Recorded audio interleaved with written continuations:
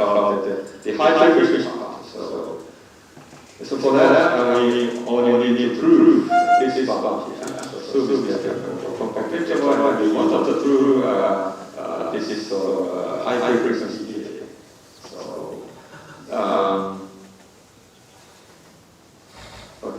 this is kind of high frequency decay will appear in many minutes. So whenever we try to we use some sort of decomposition, and then we want to get some decay as a frequency bigger. So that's what we want to do. So once we get that, then just add up. And that the okay, so the theory is very simple. This is a constant of fundamental theory of characters.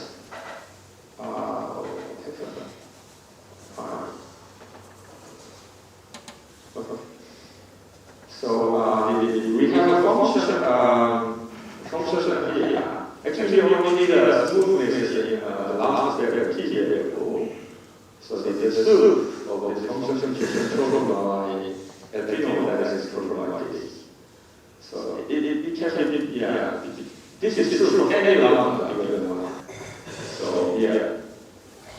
so this is very simple lemma. We can prove it fundamental theory of calculus and quadratic part. Right? So the important thing here is to control the system. We want to lose that. This is much basically most of the breakdown. No, this is the same. Basically equal. Basically, I will show this. Yeah. So for our example, so we have the expression here. The Fourier expression, we take the derivative here, partial derivative of this t.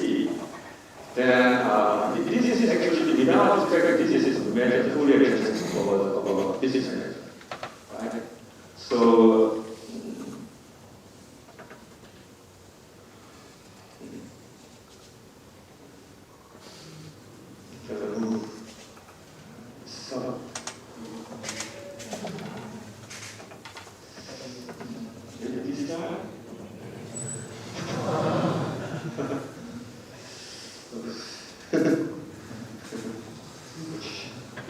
he wanted to forward the slide.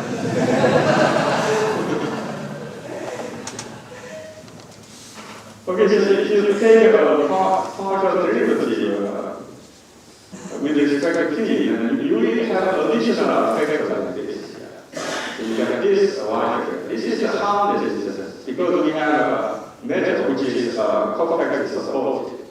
Especially when you assume the measure that is positive, this is real harmless. You can throw that away, just bound together, just constant, right? But if you and also there's another technique. You can extract this is using the Fourier series, right? And then you can ignore.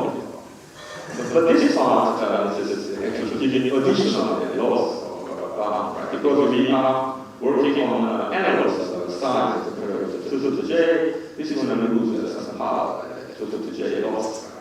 But if you put, this Fourier operator back here with the partial derivative, and then you divide it with lambda, then it compensates. I'm going to choose lambda equal to 2 to j, right? Then this will be almost like just a simple version like a break. So this is, and also basically the same. Basically this part and this part looks almost the same, right? So when you can control this, you can control this. But that's right. So then, but the important thing is that you're going to lose this part. So 2 to the j to the 1 over p. So this is very basic characteristic. So whenever you control some maximum function convolved with some measures like this, with the frequency localization, this is we're going to lose j and p. And we will get extra average in t. That's the principle. So, but this is not really true in a certain sense, but you can make it true. So you can make it true with some other technique. So just believe it. I can use it many times. So one derivative, one spring and the spring actually could lose this much depending on the size of frequencies. Okay. And there are many other techniques, maybe just a characteristics like that.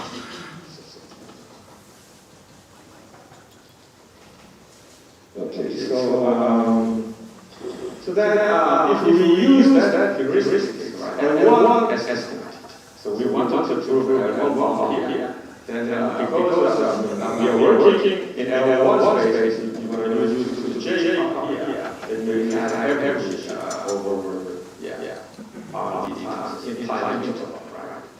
Then this is a finite measure, so that's the trivial, right? You get this one is bounded by integration and one bounded by this function of our interface compact. So you get this plus this trivial.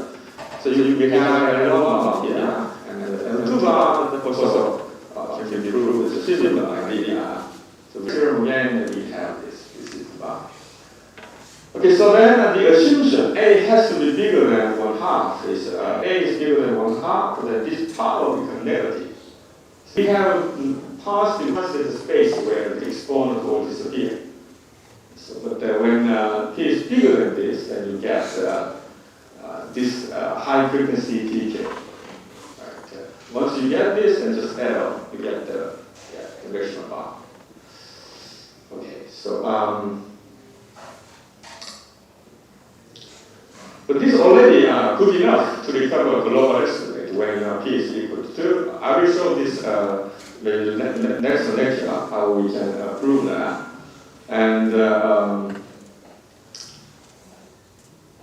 But when P is smaller than, this is our situation. Right? Our situation for P is smaller than, we actually did 2A plus 1 over 2A. 2A, that is smaller than 2. So in that case, we need to use the vector coverage theory. Okay, but important, but this method has a serious shortcut because we have to impose this, right? So that means, no L2. L2 estimate become useless, right? So in such case, we typically use more advanced tool. One is using the local smoothing effect. Another one is instant geometry technique, right? But when the Bourgain actually proving that this is circular maximum theorem, he used this combining both of them. He used L2 estimate in some side, and another side he used instance geometry estimate. And combining that together, he proved circular maximum theorem. Okay, so I'm not going to talk about anything about this geometry. I usually focus on how to use the smoothing estimate. So okay. So and also this, there's many different types of maximum function you can think of. Because I may mention about spherical maximum function and some general measure, right? But there's also other geometry problems you can think about. For example, curve and or maybe lower dimensional. So many for there are lots of things, right? But also there's different sort of local smoothing phenomena. So they also have a different sort of local smoothing property. But to simplify and facilitate discussion, I wanted to focus on the most difficulties, right? The spherical average. So this one, what dimension is regular recording key appearing in the explanation? Which dimension? The dimension of key. Where? Which dimension? So it is super already? Yeah. It is. So this is super already. There's an independence of the dimension. This is very abstract theorem, so yeah. No other restriction, yes. Yeah.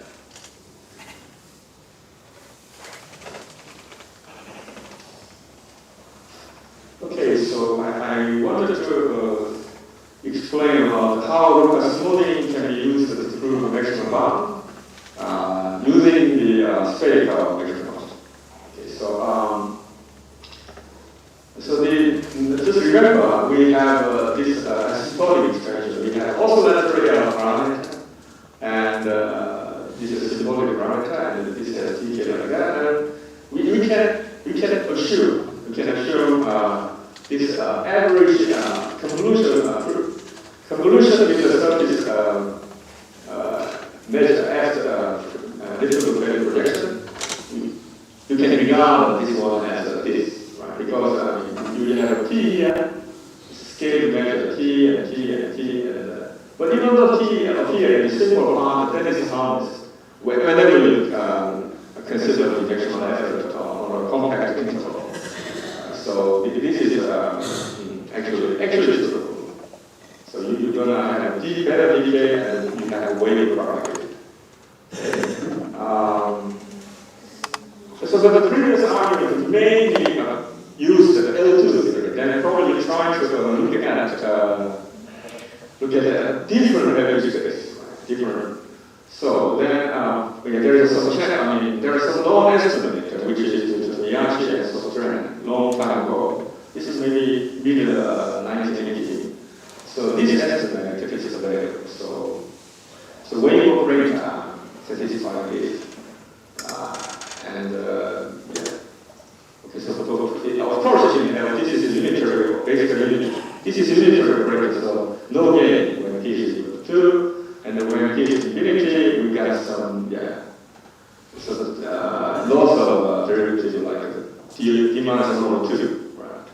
Okay, then you can use this bound, this estimate with the heuristic I explained. Whenever you work with the LP space, you're going to lose to the J or P loss of the derivative, right? If you put it there, then you get this bound. So here you can see, right, if P bigger than D over D minus 1, you already got some high frequency decay. Yes. And that is only possible when D is equal or bigger than 3. So then when D is equal to 2, you cannot get anything. This is here, and this is always positive. So you cannot get anything. So the best thing is this. So P is bigger than 2, you only always got independent bound. Independent of the frequency of radiation. So, okay, but if we carefully look at this heuristic, right, then we control this maximum function with the extra integration in T.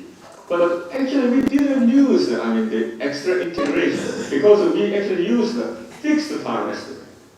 Fixed time was fixed, then we used the fixed time estimate, right? So we actually didn't use any information, anything, any good property which might be there after extra integration in T. We didn't use that.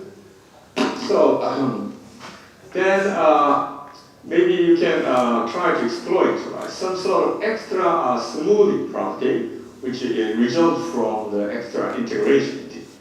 So this idea, this kind of idea was very popular maybe around the 1980s when people studied dispersification, like a Schrödinger operator, local smoothing property, just happened because of extra integration integers. So that probably led to solve conjecture, this famous conjecture, local smoothing conjecture. So this is a form of statement of conjecture. So he conjectured the wave operator will be controlled by this norm. So here this is the regularity loss when you deal with a fixed time, but you will get extra gain of regularity because of integration in P. So you extra this amount of extra gain. This sort of 1 over P gain with the extra integration, this very universal scenario. You will see many of these kind of things. Even in multilinear local smoothing property, if you have more parameter, then you get more of 1 over P related gain. 2 parameter means 2 over P gain.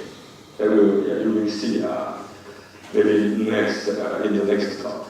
Okay, so this conjecture actually studied by many people and slowly progressed. Actually, Thomas Wood was the first, and then further progress made. Then big jump was made by Fujian and Jetta with their famous decoupling inequality. And 2D, now we have a complete solution except the end-point cases.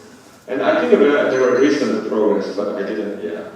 I don't want to mention about that. And also another thing I wanted to mention is there's no smoothing when P is smaller than or equal to 2. So so this fixed time, this local smoothing, there's no additional local smoothing in this region. Okay. So then we wanted to apply this this local smoothing estimate we combined with the depth heuristic. So you're going to have this loss here, right, 2 to the j. This will be compensated with the decay of the surface measure up. So then you will get this form of local smoothing estimate for the average. So yeah, convolution with the surface spearmint. Okay, so the beta will be like this much.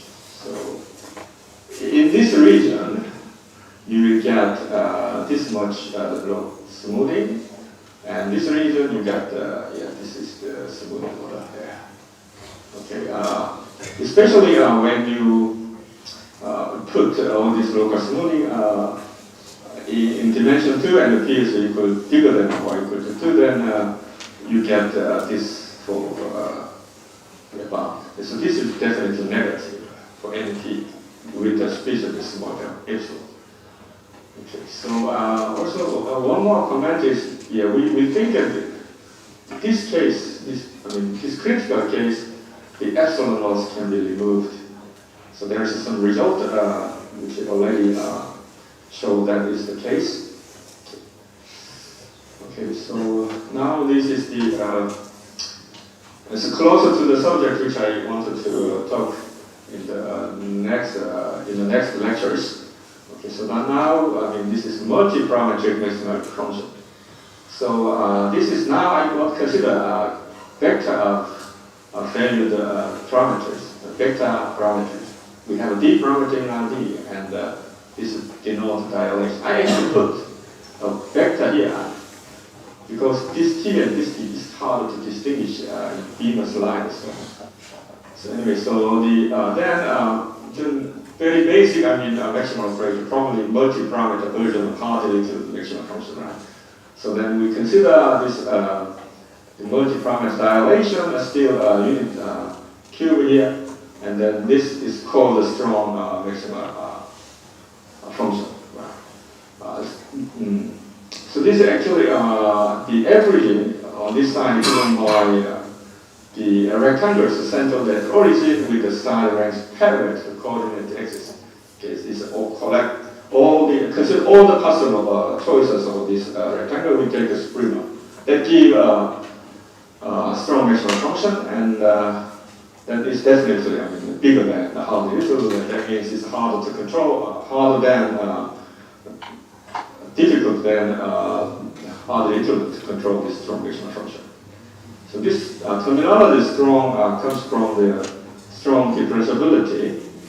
So now the vector differentiation deals with cube and the boards, something like nicely shaped, right? But strong differentiability related to the rectangle. So you can, but the diameter of a rectangle decrease, this integral average converts to point. That is called strong differentiability. Okay, so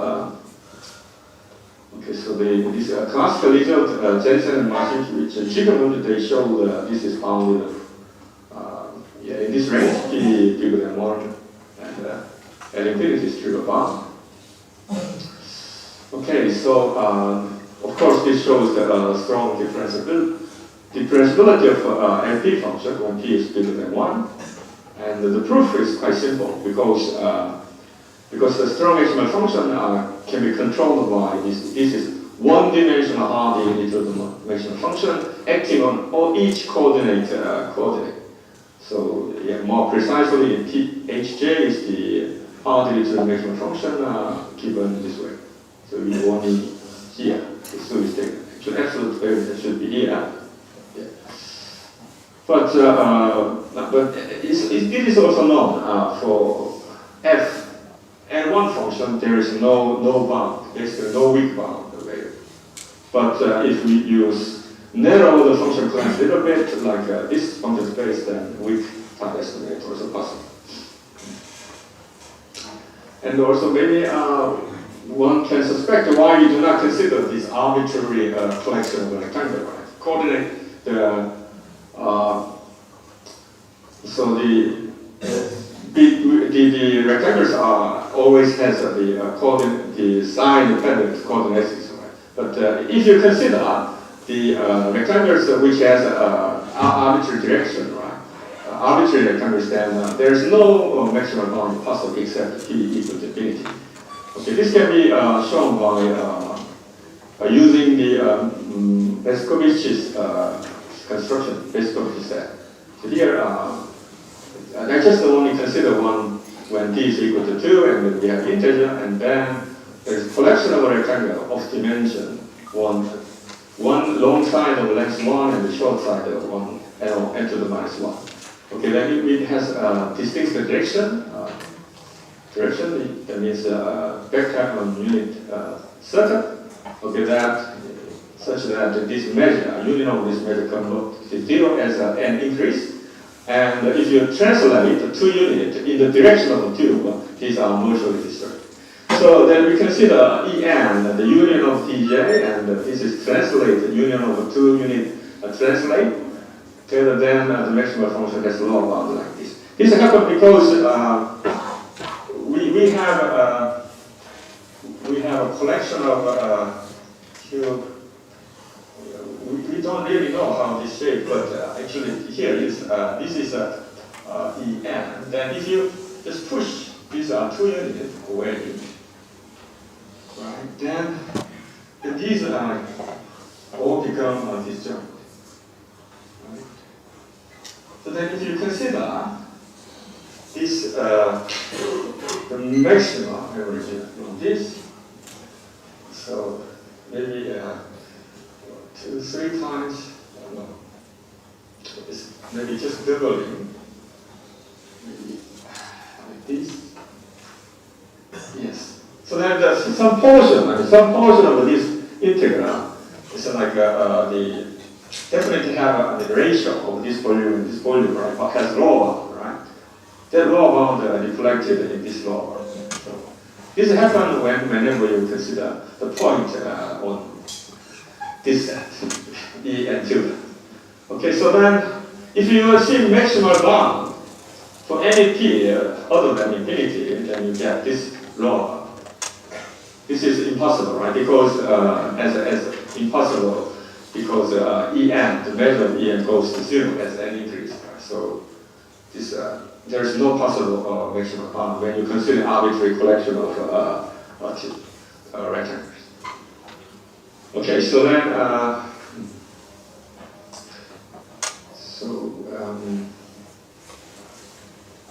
okay, so I have to finish at 10:30, right? No. No? It's a 1 hour. 10:15. 10:15. 5 minutes before, and then Q&A. 10:15, 5 minutes before, it's just 5 minutes late. It's only 5 minutes late.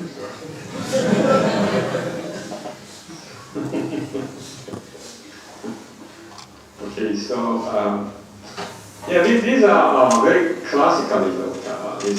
There is some very very little bit complicated, but nice theorem, which is due to the Richenstein. So you have a measure, and this is not considered very general dilation, multi-parameter dilation, and putting a delta parameter and all is positive k tuple, and then the dilation parameter is determined by product of these delta.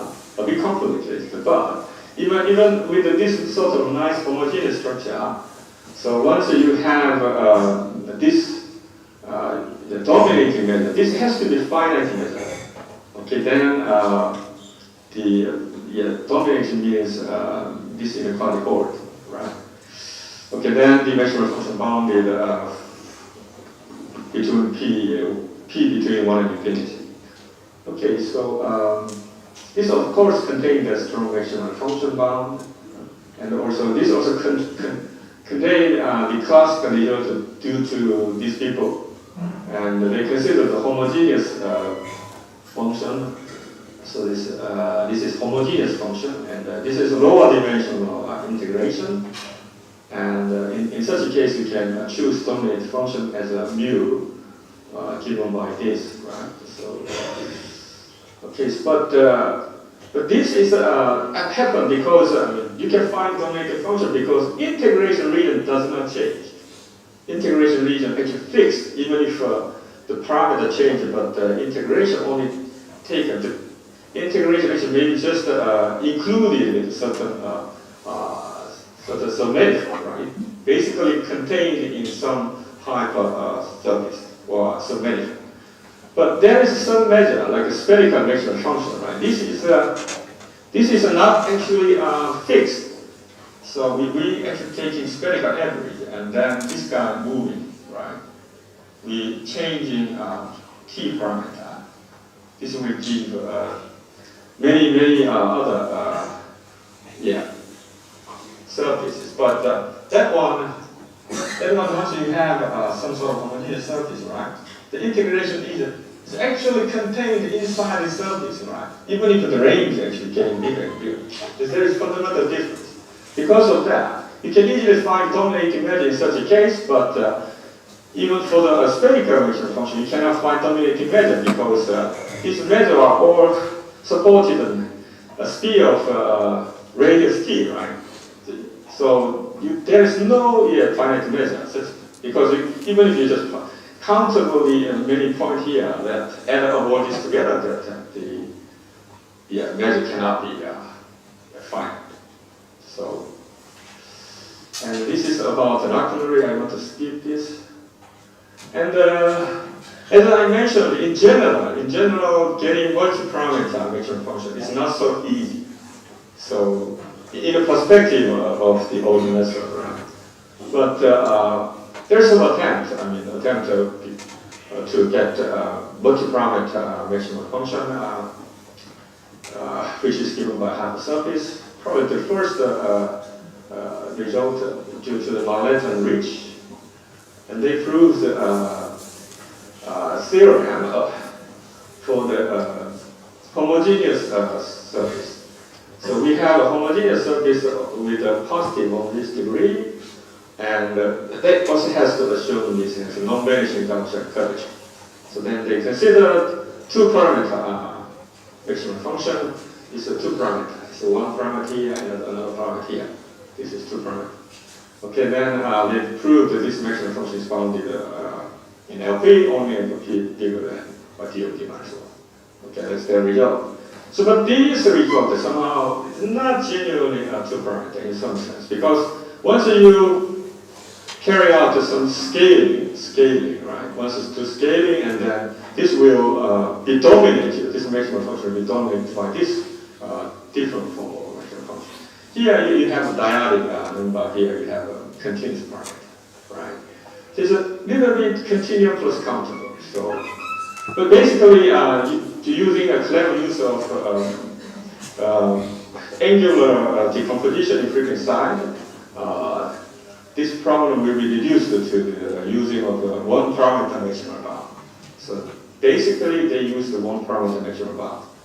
So Okay, so there is also another attempt following the line of Rubio-Di imposing PK condition. Okay, they prove this is very similar to the Rubio's theorem, and because you have to control many parameters. Yeah, here you have to control d many parameters. So you want to lose d many derivative if you apply the heuristics, right? So as I told you, if you work with all the results that I've mentioned so far, the result of Helson and Szego, Hunt, Mukin-Opton, Whedon, Koifman, Pfefferman, all of these are qualitative results. So far we have not talked about the norm of the operator, right?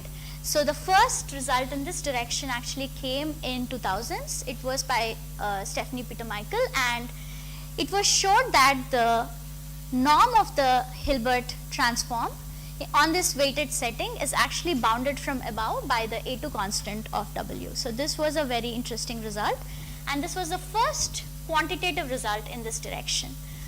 And this result was later extended for all Calvin-Zygmunt operators by Heitinen, which came around in 2012. So these initial results were qualitative, and later we have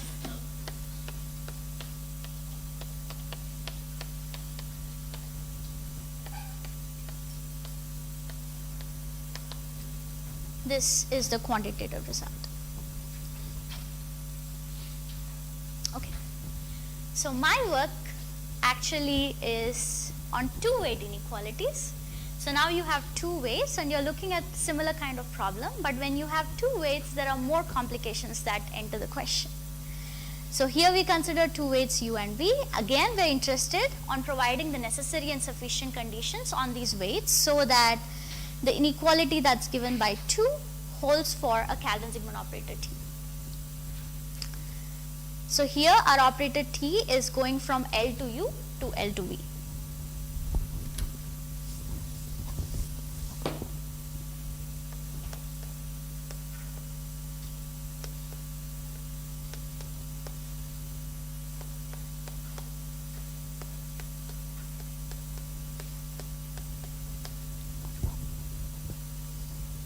Okay, so as I mentioned previously, two weight inequalities are very, very hard to solve. And the first attempt to addressing this particular problem was by Nasrov, Trail and Wahlberg, where they formed the two weight conjecture, which is also commonly known as the NTV conjecture. And this conjecture remained unsolved for a very long time.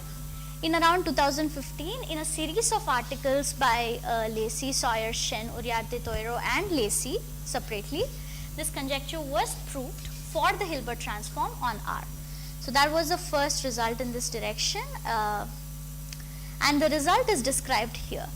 So in this particular case, what was proved was that if you have two weights U and V and they do not share a common point mass, which means that at the same point x, both U and V cannot have a value that's greater than 0, and you assume that the conditions 3 and 4 hold. Let me explain what these conditions are. So the condition 3, if you observe closely, looks like the A2 condition, except that here the first is basically the average of U on the interval. The second part here, instead of average of V inverse, we are looking at the Poisson integral average. So this is called the half Poisson condition, which we assume is true. The condition 4 that you see here, the inequalities that you see here, are called testing inequalities, and these basically give a control of operator on localized on intervals. And these are commonly known as Sawyer testing conditions because these were given by Eric Sawyer to discuss the two weight inequalities for positive operators. So under the assumption that our weights U and V do not share some common point mass, and we have this half Poisson A2 condition and the testing condition, we have the two weight inequality for the Hilbert transform. So these are the necessary and sufficient conditions. And if you look closely, we also have that N, which is the operator norm of the Hilbert transform, is equivalent to this A2 constant to the power of half plus this testing constant, which is like the best constant, so these inequalities holds. So this result is not just qualitative but a quantitative result. So for the Hilbert transform, we have a complete solution for the two-weight inequality, and this is given in terms of a variant of A2 condition, so a Poisson A2 plus testing.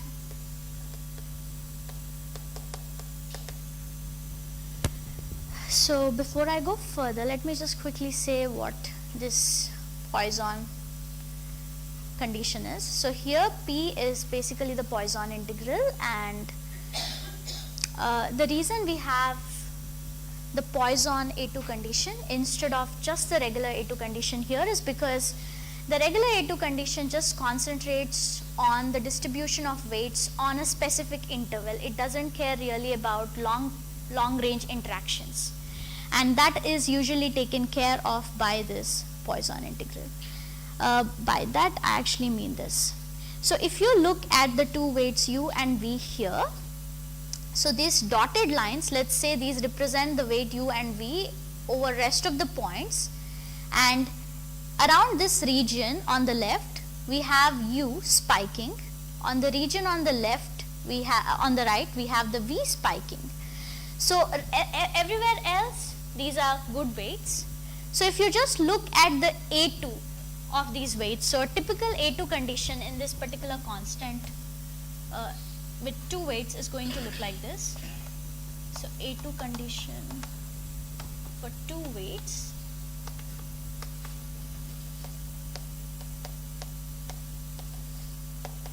is supremum over all intervals I in R, u of I over measure of I times v inverse I over measure of I. So instead of this condition we have the Poisson A2 condition. That's because this condition is very localized to the interval and it doesn't care about this interaction region. Again, I have constructed a naive example of where this could go wrong. So here I have taken, which one? The NTV conjecture basically, it was actually given in terms of a full Poisson A2 condition where so the Poisson A2 condition that we have seen right now has ui over the measure of I times the Poisson integral, right? So the first condition that Nazarov, Trail and Wahlberg gave had in both the pieces the Poisson integral. So it was a full Poisson A2 condition, and it, I mean, this is a little weaker than that, so it's better. So in this naive example, I've tried to look at the interval 0, 1, and I tried to make u large closer to 0 and v large closer to 1. So if you just look at the regular A2 condition and compute what it is, you would see that it's small quantity which is finite. But in this region of interaction, so you have your y coming from the region where it's large and x coming from the region where u is large. If you compute the Hilbert transform in this interaction region, you would see that it's quite a big quantity.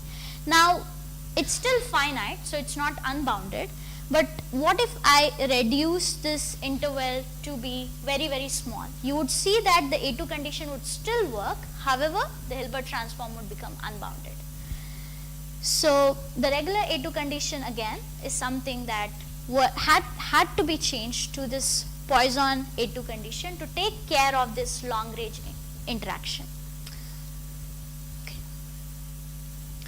And in the solution that was given for the Hilbert transform, you see the first condition that was mentioned was that these weights u and v do not share a common point mass. This condition was subsequently removed by the work of Heitinen, and in his work he wrote down the operator as sum of these cancellative dyadic shift operators and paraproduct terms, and it was easier to handle the atoms in that particular situation, so we could get away with this common point masses. So for now, the solution that we have for the Hilbert transform just has the Poisson A2 and the testing condition. Following the work of Lacey and others, there were several results that were given for other operators by Lacey and Wick, for the Riesz transform, for Cauchy transform by Lacey, Sawyer, Shen, Uriarte, Toiro and Wick, and for Bergman projection by Fang and Wong.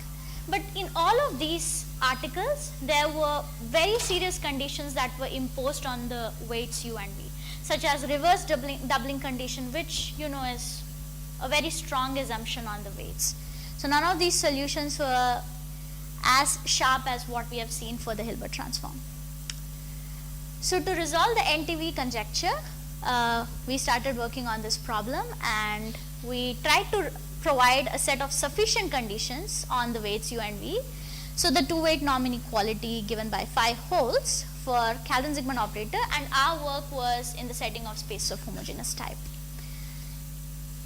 The reason for choosing space of homogeneous type is it's an umbrella space where a lot of things come into picture. We have the regular Euclidean things that go into it. We have fractals, we have Lie groups. So working in this generality was something that we wanted to do, so we could cover more spaces.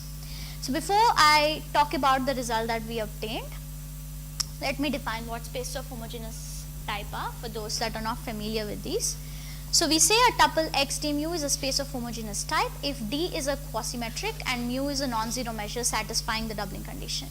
So what's a quasimetric? Quasimetric is something that behaves very similar to a metric. So you would see that these conditions 1 and 2 are what you would expect for a metric. But instead of triangle inequality, we have quasi-triangle inequality, where we have this constant A naught greater than 1 in the triangle inequality. And we say that the measure mu on this space is doubling if you look at the measure of this ball centered at x with radius 2r to be bounded from above by some constant c depending on mu times mu measure of the ball at x with radius r. These balls that I am talking about are quasimetric balls, which are given with respect to this quasimetric. And we have the notion of Calvin-Zygmunt operators on these spaces. So let me define what these operators are.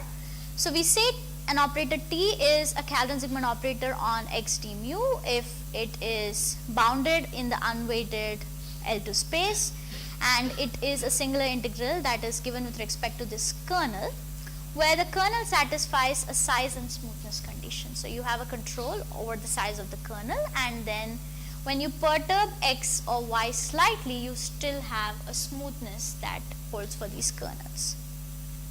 Okay. To give my result, I would also need to talk about dyadic cubes in this setting. So on the space of homogeneous type 2, we have the notion of dyadic cubes, and just because it's a little complicated to write, I want to just review your memory on the dyadic cubes on Euclidean settings. So the dyadic cubes in Rn are basically just product of dyadic intervals of same length. They look like this. And the properties of dyadic cubes are that if you have two dyadic cubes and they intersect, then one is contained in the other, or they just don't intersect at all. And you can have a covering for this whole space at each dyadic level. So you can write your whole space in terms of cubes coming from a dyadic level. So we have the same properties on space of homogeneous type. Now coming to our result. This is joint work with Dong, Lee, Sawyer, Wick and Yang. And in this particular result, what we obtained was that we consider Calvin-Zygmunt operator. We consider two weights U and V, and we assume that they do not share a common point mass. And we assume that a variant of A2 condition holds along with a condition which we will call a pivotal condition, which again I'll explain in a minute. We showed that the operator T is bounded from L to U to L to V if and only if the testing conditions that you had previously seen for the case of Hilbert transform hold in this setting with T and T star, where T star is the adjoint operator.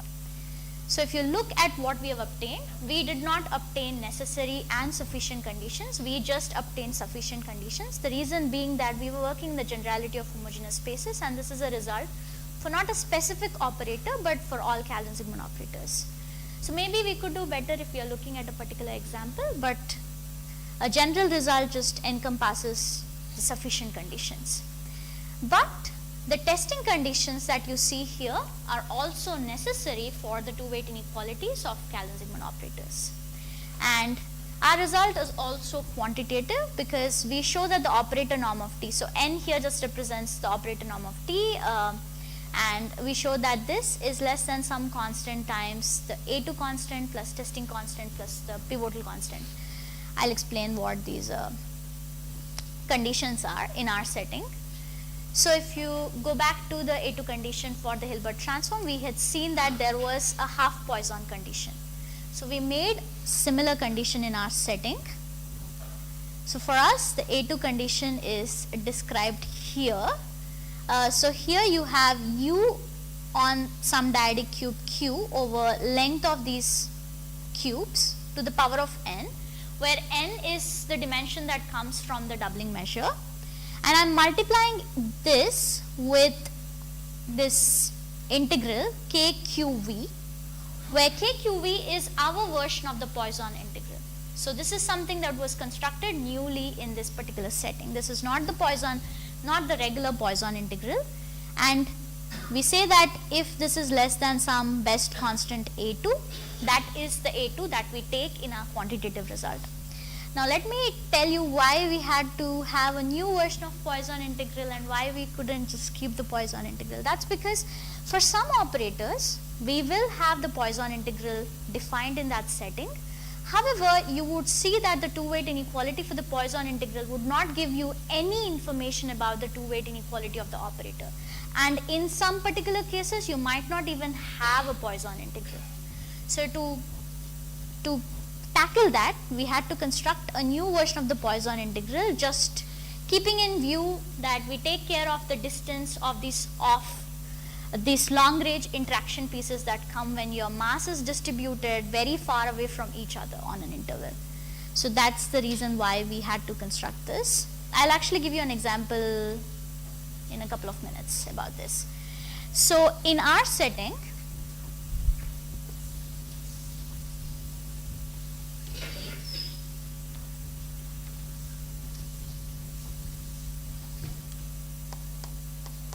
so for Hilbert transform,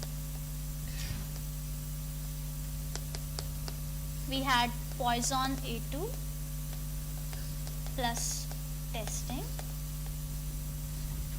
For other Calvin-Sigmund operators, we just have an A2 condition, we have a testing condition, and we have an additional side condition which is called the pivotal condition. So we needed to modify our A2 condition with the new Poisson integral. Our testing condition is fine, and then we had to add this pivotal condition to take care of the problem. And the pivotal condition is represented here. So here you're basically trying to make sure that the long range influence of one weight on basically the input weight on the subintervals of the dyadic cubes are handled with respect to output weight. So that is what the pivotal condition does, and the pivotal condition was first initially mentioned in the Nazarov trail and Wahlberg conjecture. You would see that it didn't appear when Lacey and others tried to solve the problem for the Hilbert transform, because in the case of Hilbert transform, the pivotal condition is usually just handled by the Poisson A2 condition. So we didn't actually see it while mentioning the two-weight inequality for the Hilbert transform, but in our case, we do not know if we can get rid of this condition. So it's not very clear at the moment if this is something that we could change. Our result also extends to Hilbert space valued operators. So let me define what our operators are here. So consider two Hilbert spaces H1 and H2 and define this operator T in the similar fashion, where F here goes from the space X to H1, our kernel goes from X cross X to BH1 H2, which is the Banach space of bounded linear operators, and TF basically goes from X to H2. Again here we have the notion of Calvin-Zygmunt operators, so our kernel again needs to satisfy size and smoothness condition, and our operator T is assumed to be bounded in the unweighted L2 spaces. So this result is similar to the previous result that you had seen, except that now you have these Hilbert space valued things that are defined. So we have the testing conditions, we have a version of A2 condition and the pivotal condition in this setting, and we show that the operator norm of T is bounded from above by A2 testing and the pivotal constant. The proof of this result is pretty standard. However, there are a lot of technical difficulties. I'll try to mention what the difficulties are slowly, but let me just say that a common approach that we take while looking at these kind of weighted inequalities is first you look at the dyadic system of cubes. As I said previously, on the space of homogeneous type, we have this system available to us by Heitinen and Kairima. So we have X as a union of these dyadic cubes. We also fortunately have the Haar basis that is constructed in this particular setting. So if you have a function that belongs to LP on the space of homogeneous type, you could write it in terms of the Haar basis in this particular form. So we have Haar coefficient representation for F. And another assumption that is reasonable to make on the space of homogeneous type is that the number of dyadic children have a uniform, there's a uniform bound for the number of dyadic children a cube can have. So that's basically what you see here by MQ. So it's just the number of dyadic children, and it's usually something that has a uniform bound. So to control, so our goal is to control the operator norm of T, and to do that what we are looking at is just the inner product of T, F, G with respect to the measure weight V. So what we are doing here is using this Haar basis decomposition for F and G and the bilinearity of the inner product to write out this summation. After we have this summation, we distributed it to two pieces where you have cubes coming from two different dyadic families, and the distribution into these two pieces is done on the basis of the lengths of the cubes. So on the first piece here, you see the length of Q is greater than or equal to length of S. The second piece is where length of S is greater than length of Q. These both are symmetric pieces. So to control this particular sum, it's enough if we control both of these pieces. Since they are symmetric, it's enough we control just one of them. The complexity of the problem I tried to show you through this picture. So you have this flowchart, you have these two terms that you've seen in the previous slide. One of these terms distributed is these many pieces, and the way this distribution is done is depending on the distance between the dyadic cubes that you've seen earlier. So previously the decomposition was based on the length of the dyadic cubes. Now you decompose it further by looking at the distance between these dyadic cubes. Are they far away from each other? How far away from each other they are, or how close to each other they are, and what kind of complications occur in all of these cases. To take care of all of these sub pieces, we just use the conditions A2 testing and pivotal, and common scheme of arguments that occur here are stopping cubes, corona decomposition, paraproduct terms that appear. So I haven't gone into the details of very technical stuff, but this kind of shows you all the computations that we have here. So applications of our result. So we have the Bessel-Rees transform, which I specifically picked as an application. I'll explain you in a minute. So the Bessel-Rees transform is basically given as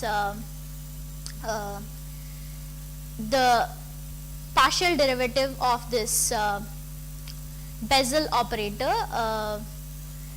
and it is a Calvin-Zygmunt operator on the space of homogeneous type R plus with the regular distance as our quasi distance, and dm lambda, which is our doubling measure, which is x raised to the power of 2 lambda dx.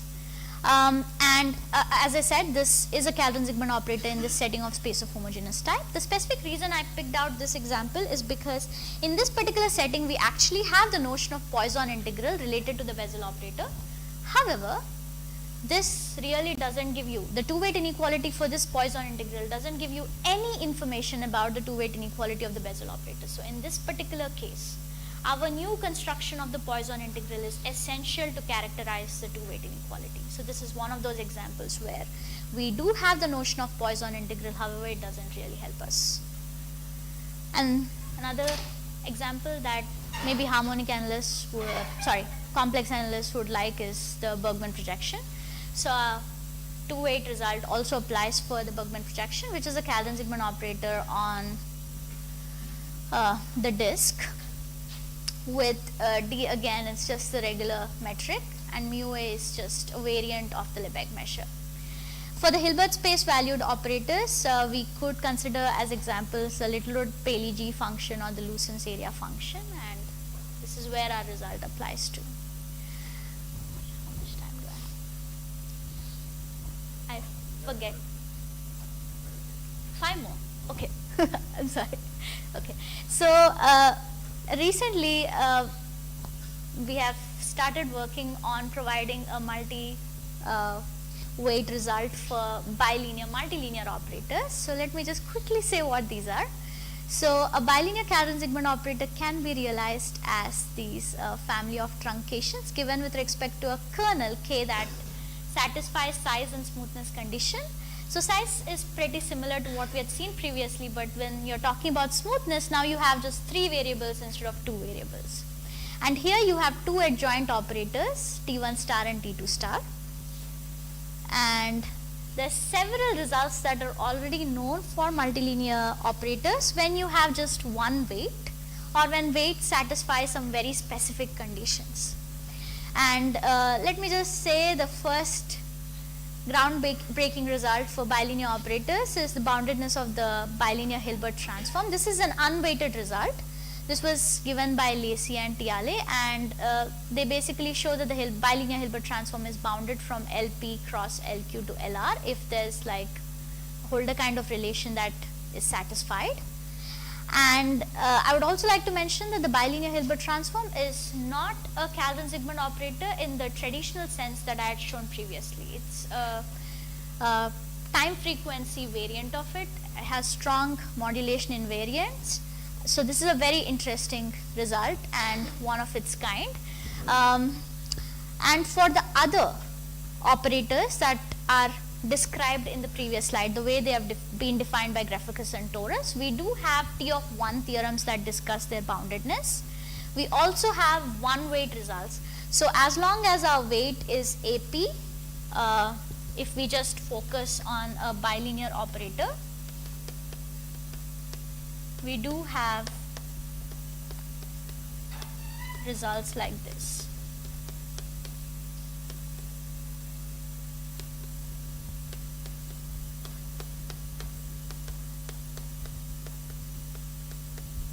So here, this is when W is an AP weight.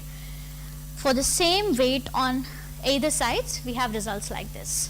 We also have results where you have W as W1P over P1, W2P over P2, and your operator,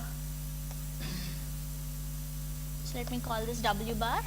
If W bar lies in some vector AP class, we have results like this with W bar here and W1 and W2 here. So these are the kind of results that are known so far. So our work in this particular direction is a result where we do not have relationship between the input weights and the output weights like we had seen previously, and this is still under preparation. We were able to get this particular result, which shows that if we have U, V, U1, U2, V not sharing a common point mass under some assumptions like the A2 condition and the pivotal condition, similar to what we had seen previously. We show that our operator T is bounded from L4U1 cross L4U2 to L2V when the testing conditions are satisfied, and again this result is quantitative. This is how the A2 condition is defined in this setting, again with a new variant of the Poisson integral, and this is the pivotal condition in this setting. Future goal is to do something like this for the bilinear Hilbert transform. This is an extremely challenging problem. As I previously mentioned, this operator is not the traditional bilinear Calvin-Zygmunt operator, right? So things are much more harder here, but it's interesting to look into that. Maybe some of you would get motivated and start working on this today, but that's a very interesting thing to look at. And some other interesting things that one can see are the role of pivotal conditions in the two weighting inequalities. It's very interesting to see if they're actually necessary or not, and if we could do something better than the pivotal conditions. In the result by Lacey and others for the Hilbert transform, the pivotal condition is completely taken care of by the half Poisson A2 condition. And they have a weaker pivotal condition, in fact, in their paper that they start with called the energy condition. So the goal is to maybe make the pivotal condition a little weaker in some sense. So that's an interesting thing to look at too. I think I'll stop here.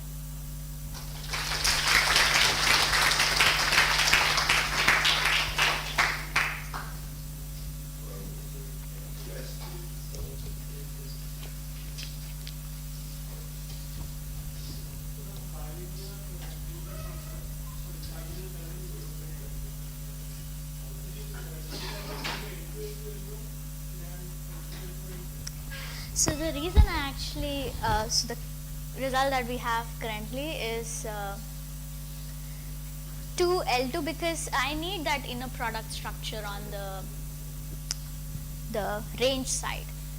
So I'm not really sure like what we could do to change these indices to something else, because the inner product structure is lost if you're not on the Hilbert space. So that's the reason why we have this. This is a very intentional choice for us. Mm-hmm. Mm-hmm. No, we don't have that. What kind of extrapolation? Mm-hmm. Oh, you mean for the weights? Yeah, I don't know that. Like, have to.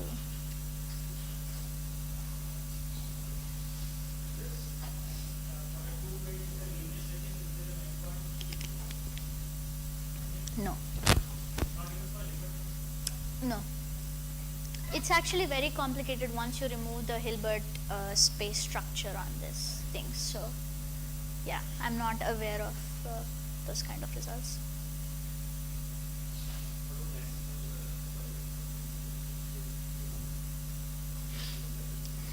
I think so.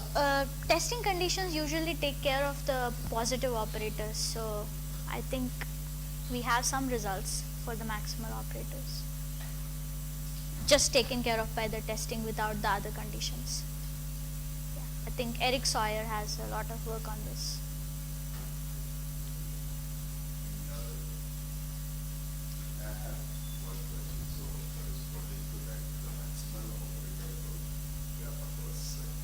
Mm-hmm. So it is the maximum functions of the product, and then the weight. Mm-hmm. Also is the characterized in the single weight case. Now, will that be easier to handle in the two weight case? I don't think it'll be easy, but I don't know, like I have to see the characterization to see like what could be the problematic parts. But these off-diagonal pieces introduce a lot of problem when you have multiple weights. So I feel that could be a. Yeah, historically, Sawyer had maximum function to weight now. Yeah. Yeah, true, that's true, because when we have positive operators, things are much more better. Yeah.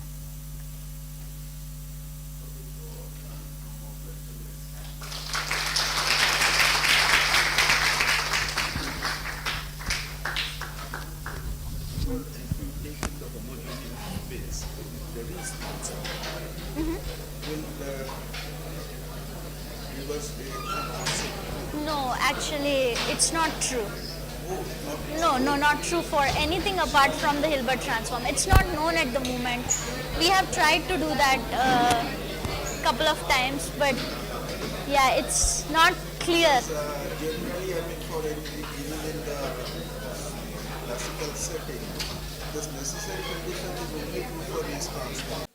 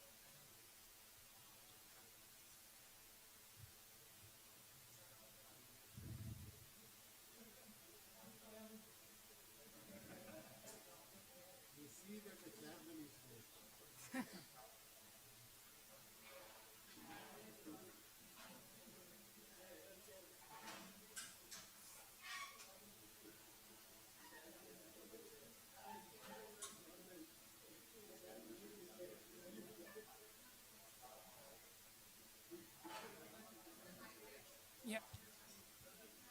Hello. Is it on? I think it's on.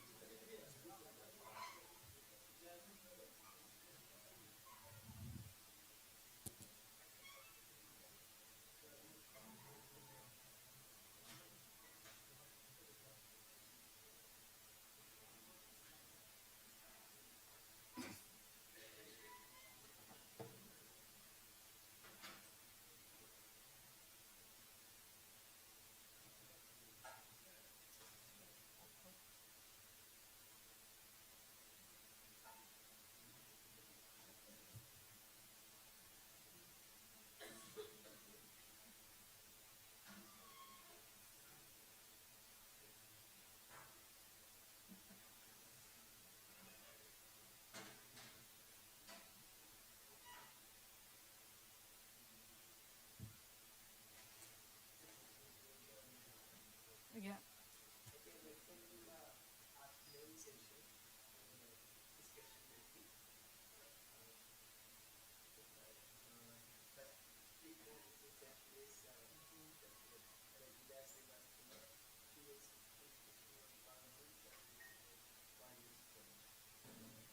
Uh, Thank you for the introduction.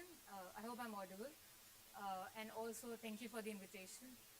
I think so. It's green. It's green. The color is green. So, uh,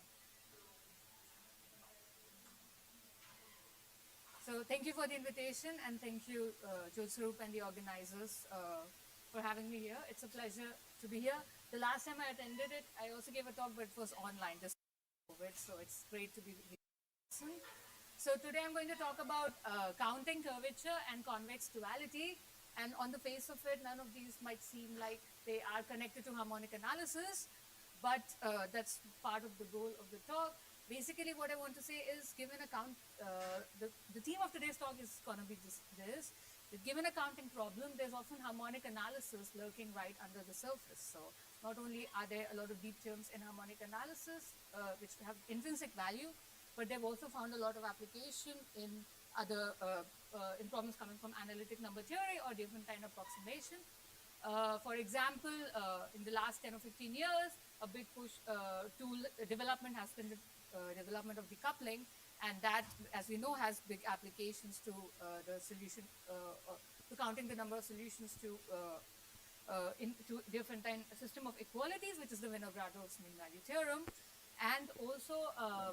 Earlier in the day, we also saw a talk where we were looking at discrepancy, and again, Fourier analytic tools come in very handy. So this kind of connection is very old. But today we will be looking at a certain problem, which is about counting the number of solutions to inequalities. So let's look at a bit of motivation about that. Okay. So basically, let's start with Diophantine equations, though, and let's look at the most popular one, which we all know, which is the Pythagoras, the one which describes Pythagorean triplets, right? So this is a Diophantine equation, meaning that you have basically what you want to, you have a polynomial equation, and you want to count the number of integer solutions to this equation over here. And okay, this is what it's about. It's about counting, but basically, you can just look at what this is the surface which this equation describes, and that's basically a light cone, right?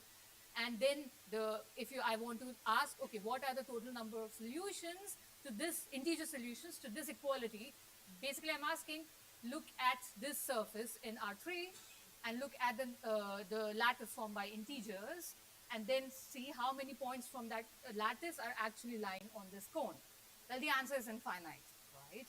But if you look at a compact piece of the cone, and maybe forget about the singularity, it's just one point, there's a nice smooth surface, and then what you want to see is, okay, how many points are there, which directly connects to, oh, how many Pythagorean triplets in a certain range can I find, right? Okay, let's look at this. So right now, this is about counting solutions, integer solutions to this equality. But this is a homogeneous solution of degree, equation of degree 2 on both sides. Let's just divide out by the denominator. And what we have done is we have gone one dimension down, and instead of counting the number of integer solutions, we are counting the number of rational solutions with a certain denominator. That's what's happening. Well, you might say it's the same problem, but what we would like to gain from is if we vary this denominator over here, that would be an extra smoothing effect. So maybe let's also look at least some superficial analogies, or maybe not so superficial from what we've seen before, basically also in the averaging operators. What we'll be looking at in Professor Sangeet's talk is about dilations of a circle, right? So here I'm saying, like, if you are not counting just the integer points lying on one circle, but you take q dilates of this circle. But these are now discrete dilations coming from integers, and you want to count the number of solutions to as you vary the denominator in some dyadic range, maybe. So this extra smoothing would make the problem slightly easier. You might not be able to always give a precise answer to how many points lie on the circle. Well, that's a very celebrated and classical problem, and it's very hard to go there. But if you just don't look at just one circle, but a family of dilates, right? You are averaging things out. That's what you're doing with counting rational points, and that extra smoothing would help you in getting some nice answer. So that's basically, but I'm still about equalities here. So what we'll do is, because we are analysts, we'll smudge things out a bit, right? So counting things right on an object is hard, and it's a problem which algebraic geometers solve. We will not be able to do that. But if I look at a certain scale, a scale delta, I'll call this. So what I will look at then is not how many points lie right on the circle, but in a neighborhood of the circle, right? And that gives me a fudge factor of delta, which allows me to introduce tools from analysis, and my equality now becomes an inequality, right? So now I'm solving solutions to different kind of inequalities. And the idea is, okay, if this delta is very small, then it will also tell me something about what happens on the circle. Although, as we'll see, we are, of course, interested in very small deltas over here, because if that delta is just 1 over q, of course, there will always be one solution, right? You can always find a fraction of denominator 1 over q within 1 over q distance of any point. So that's not the goal. The goal is to make delta as small as possible. But we'll see that there's a limit there, because we can't go on the circle. So, but you should still think of delta to be small, and that leads us to our question that we want to look at today. So, so I showed you the circle earlier in R2. You could also think of the cone in R3. There are a lot of nice objects. So, but what these would be embedded manifolds in the ambient space of dimension n for me. Okay? But again, when I'm saying manifolds, I know there's a lot of experts here. I'm still talking about manifolds which can be embedded in the Euclidean space. So things will still be more humble. And of dimension d and codimension m. These are my notations for my manifold. And what I would like to ask is how many rational points, so not just lattice points, but rational points, where I'll vary the denominator, lie with denominator of a certain size. So, for example, I will let my denominator go up to big Q, some range. Okay? Lie in some small neighborhood of my manifold. The parameter which dictates small neighborhood is delta. So there are two parameters for my counting function. One dictates what's the range of my of variation of my denominator. So how many dilates am I looking at? And the other is delta. How small, how close am I getting to the manifold? And this is my counting function. It says, okay, I'm looking at n-dimensional fractions. So my denominator is my numerator is an n-dimensional integer vector, which is bold A, and my denominator is a single denominator Q. And then, again, I have to look at a compact piece of the manifold. So let's just think that the manifold is parameterized is contained inside the unit Q, meaning any fraction of interest would have the numerator basically bounded by the denominator, basically just to make some finite region that I want to look at. And then I want to count how many such fractions lie in a delta over Q distance of the manifold. A delta over Q, because 1 over Q is the canonical choice, right? 1 over Q is what you start with, and then the smaller you make your delta, the numerator size, that's basically fine-tunes how close you get. Okay. It's just a normalization. Delta can range from 0 to 1/2, but again, if it's 1/2 or 1, that's not, I mean, that's just counting everything pretty much. So the question is interesting if delta is very, very small, because then you don't know a fraction might lie there or might not lie if you make the interval as small as delta, where delta is say 1/1 million or something. And that's and even in neighborhoods which are that thin, I want to be able to give some nice upper bound for how many rational points might lie in this neighborhood. And this would have actually several applications. So a lot of these kind of questions have interesting applications in different time approximation on manifolds, where basically you ask, if you take a generic point on your manifold, how well approximable is it using fractions? So if your manifold just Rn, this is a very classical Khinchin theorem, which is 100 years old. But the moment you just talk about like any manifold like a circle or a curve, then these questions become much more delicate, because the object that you're interested in, the set of points on the manifold, is much more singular. Right? So, also in arithmetic geometry, there's something called the dimension growth conjecture for projective varieties. It's no longer a conjecture, it's been proven. But that's again coming from question about how many rational points of a certain height lie on a projective variety, on it, right? We are not doing algebraic geometry, so you can also look at this question from the point of view of a manifold and change it a bit and say how many points lie very, very close to the manifold, which will also give you an upper bound for how many points lie on the manifold, and get an upper bound in terms of the dimension of the manifold, so the dimension as a manifold. And also, a lot of times, if you have some nice, so I added this line just a couple of days ago, basically, a lot of times, if you can form nice bounds, or if you can construct examples which include lattice points, they will give you some nice examples in harmonic analysis as well. For example, very recently, there was a paper on the archive which was about the Misahoto-Takeuchi conjecture, and an important aspect over there to construct certain counter examples was how many points, lattice points, can be contained on manifolds described of a certain smoothness. So having these kind of bounds is also helpful in a lot of ways, but it's also an interesting question in its own right. So, this is the question we will be looking at for the course of this talk. And again, when I say manifolds, I mean very humble objects. So think of curves in the plane right now, embedded in the plane, or think of some hypersurfaces, for example, the double cone. It's not smooth at this point, but think of some small piece of this cone away from the singularity, or the paraboloid, for example. This is a nice surface like the sphere, in the sense that it has non-vanishing Gaussian curvature, which is very important. And then we can also think of manifolds of high codimension. For example, curves in R3. You could think of the planar curves in R3, but that's not really capturing the entire flavor of the problem. So the space curves I'm interested in, and hopefully I can briefly mention it at the end of the talk, are like, for example, space curves like the helical curve or the moment curve in R3, and you want to count points near that.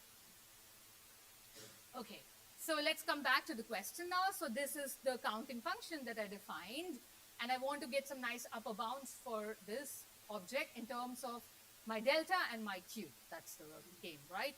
And I allow the constants to depend on the manifold, that's fine, but they should not depend on these parameters. And d was the dimension of my manifold, and m was the codimension. So what's the trivial estimate upper bound for this counting function? I am counting points around a d-dimensional object, meaning I have d degrees of freedom. So if I'm looking at my numerators, so I'm in my ambient space, n-dimensional ambient space, but if I am limiting myself to n-dimensional fractions which lie near a d-dimensional object, then essentially I have d degrees of freedom in choosing my numerator. And of course, when things become delicate, if delta is very, very small. But if I take my delta to be 1, so I know that as soon as I choose my first d coordinates, for example, I will get at least one choice for the other coordinates, because there will at least be one solution to this. So basically, if the trivial estimate is when you take delta to be 1, and that would be, you have d degrees of freedom in choosing your numerators. And remember, your numerator can run up to q, which in turn can only run up to big Q. So you have q to the power d many choices in choosing the numerator. And then you also have the same choice for choosing the denominator. So all in all, you can always have this upper bound, q to the power t equals 1. Question is, but this one doesn't really depend on the delta, right? Because I just took delta to be 1. I want to see if I have some kind of a nice volume heuristic where a dependence on delta will also show up over here. So I should only catch, this is the amount of points I would catch if I had just a neighborhood of radius 1 around the manifold, or 1 over q. But what if I have a neighborhood of radius delta over q around the manifold? Okay, so we will get to that, but before that we have to be careful now about the geometry of the manifold. If there are manifolds where you will never see a dependence on the delta, because this is the maximum number of points you can count in the neighborhood, and as many as these points will lie right on the manifold. It could happen. For example, think of the plane and think of a line with a rational slope. So this will actually have a lot of points, integer points on it, or rational points on it. So it doesn't matter that if you're getting close to the manifold or far away from it, you will have as many points, the maximum number of points right on your line.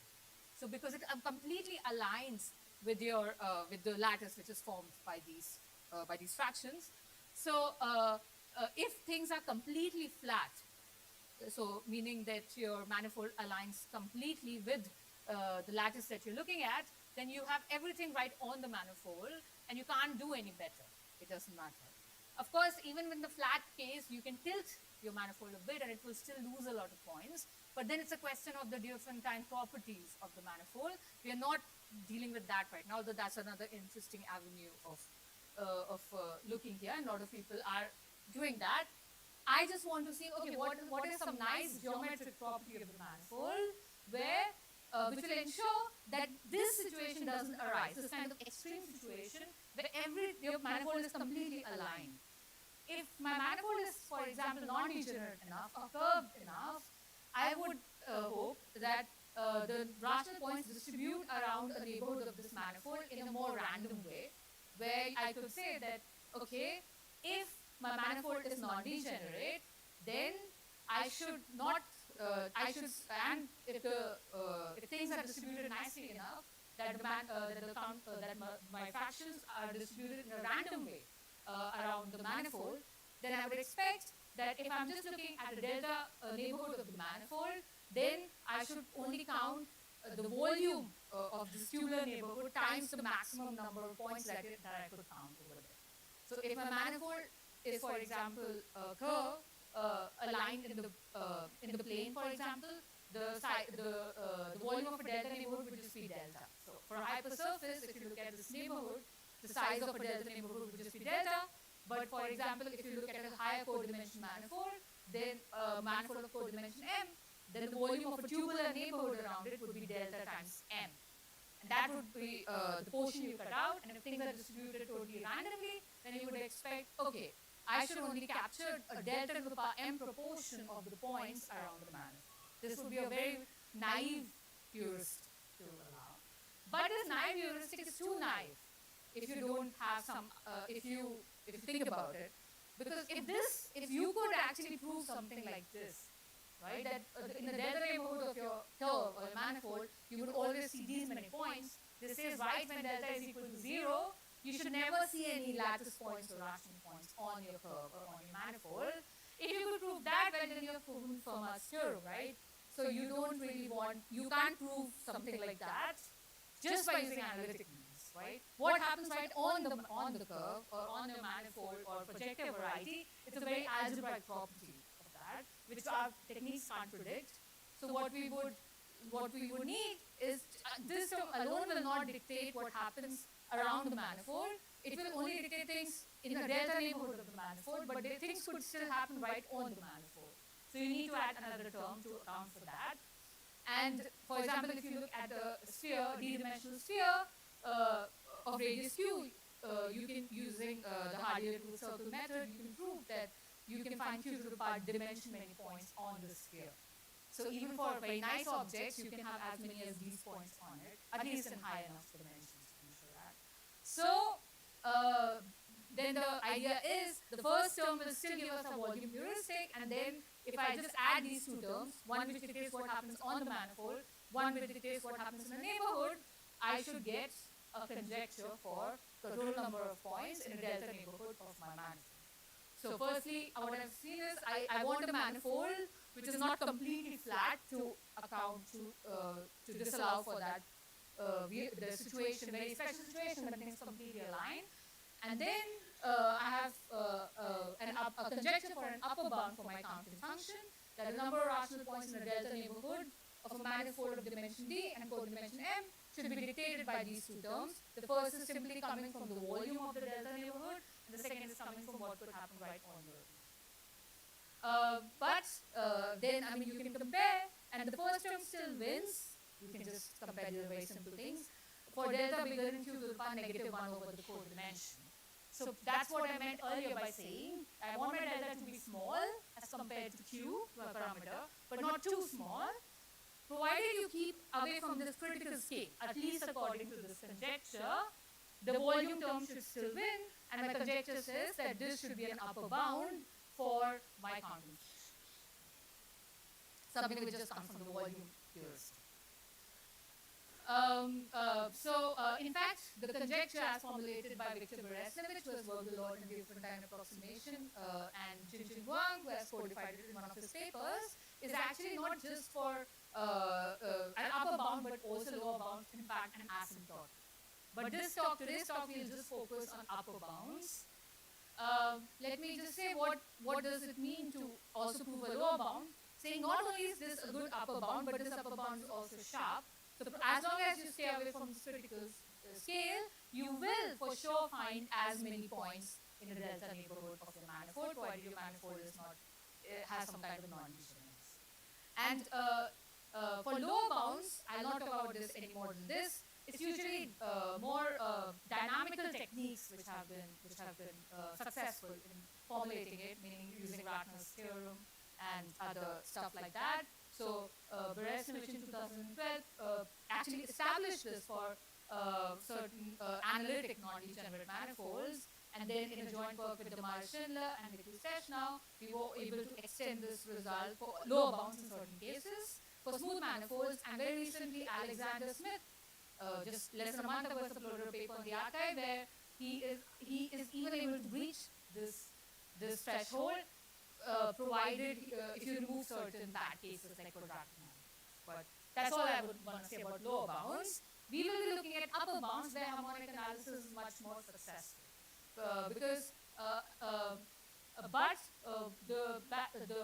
The one limitation of using harmonic analytic methods is you really require some very rigid geometric information on your class of manifolds to be able to use these techniques and say something about these upper bounds.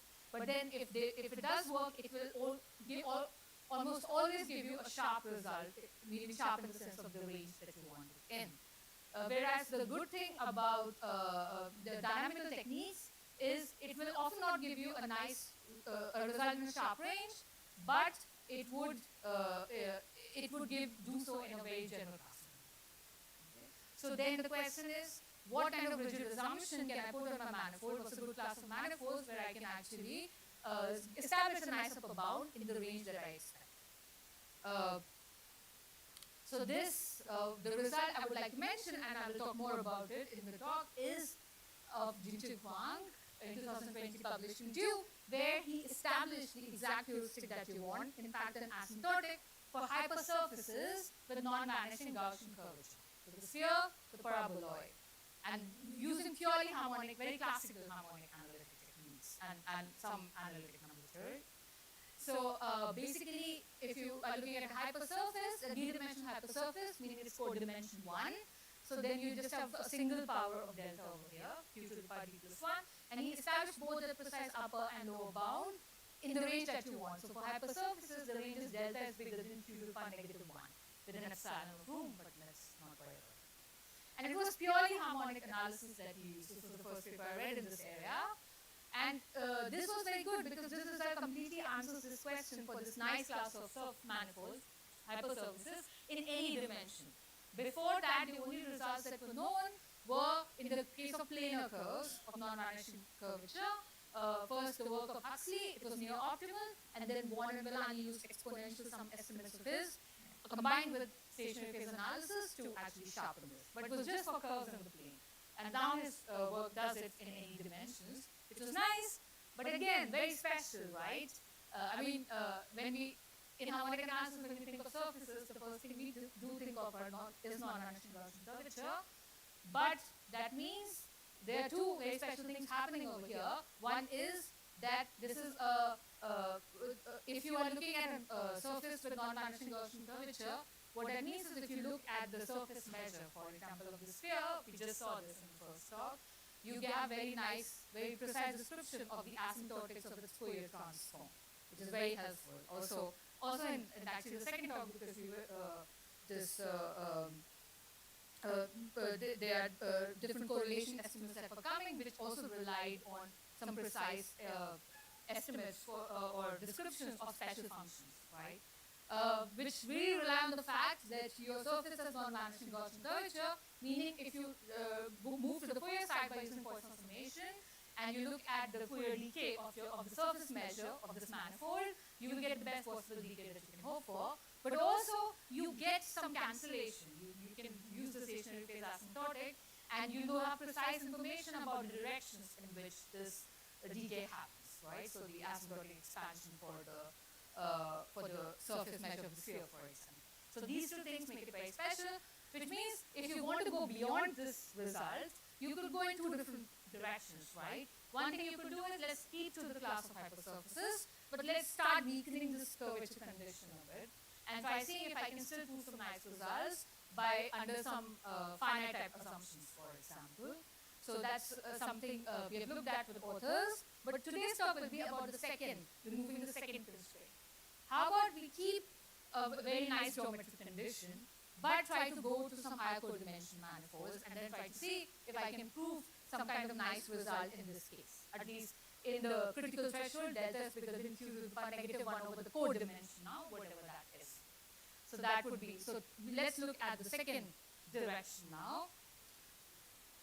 So basically, what does it mean for a hypersurface to have non-vanishing Gaussian curvature? At least if you express it locally as in terms of these charts over some like d-dimensional cube, basically that means if you look at if this is the function which parameterizes my surface, then it's, if you look at the Hessian, which is basically by, you just take the mixed derivatives of the function, it's a d-dimensional matrix, that's invertible, right? That's how we'll say.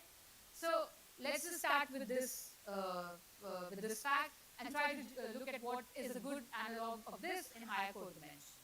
So for a manifold of a higher codimension, what you would look at is your local parameterization would look something like this. So you have, now it's a d-dimensional space, so you again have a local chart. These are the first d coordinates, and then you have, instead of a single function, you have an m tuple of functions now because it's a codimension m object. And we can put the assumption, which for the purpose of this talk, I just call the strong curvature condition, which is now you don't have just one function but an m tuple. You take any non-trivial linear combination of these functions and look at the resulting mixed Hessian matrix. That has to be non-invertible, at least over this d-dimensional unit cube where you're parameterizing the manifold. So now that's a condition which is a very strong condition.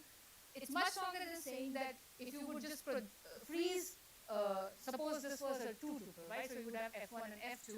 You freeze the second codimension and project it one dimension lower.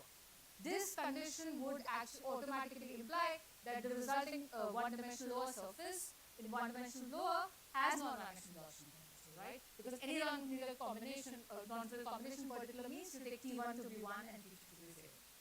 But it's stronger than that because it's saying, I mean, it's not just in the sections, right? But like in any section, across any section, you have non-vanishing, you have this non-vanishing condition, which is something much stronger.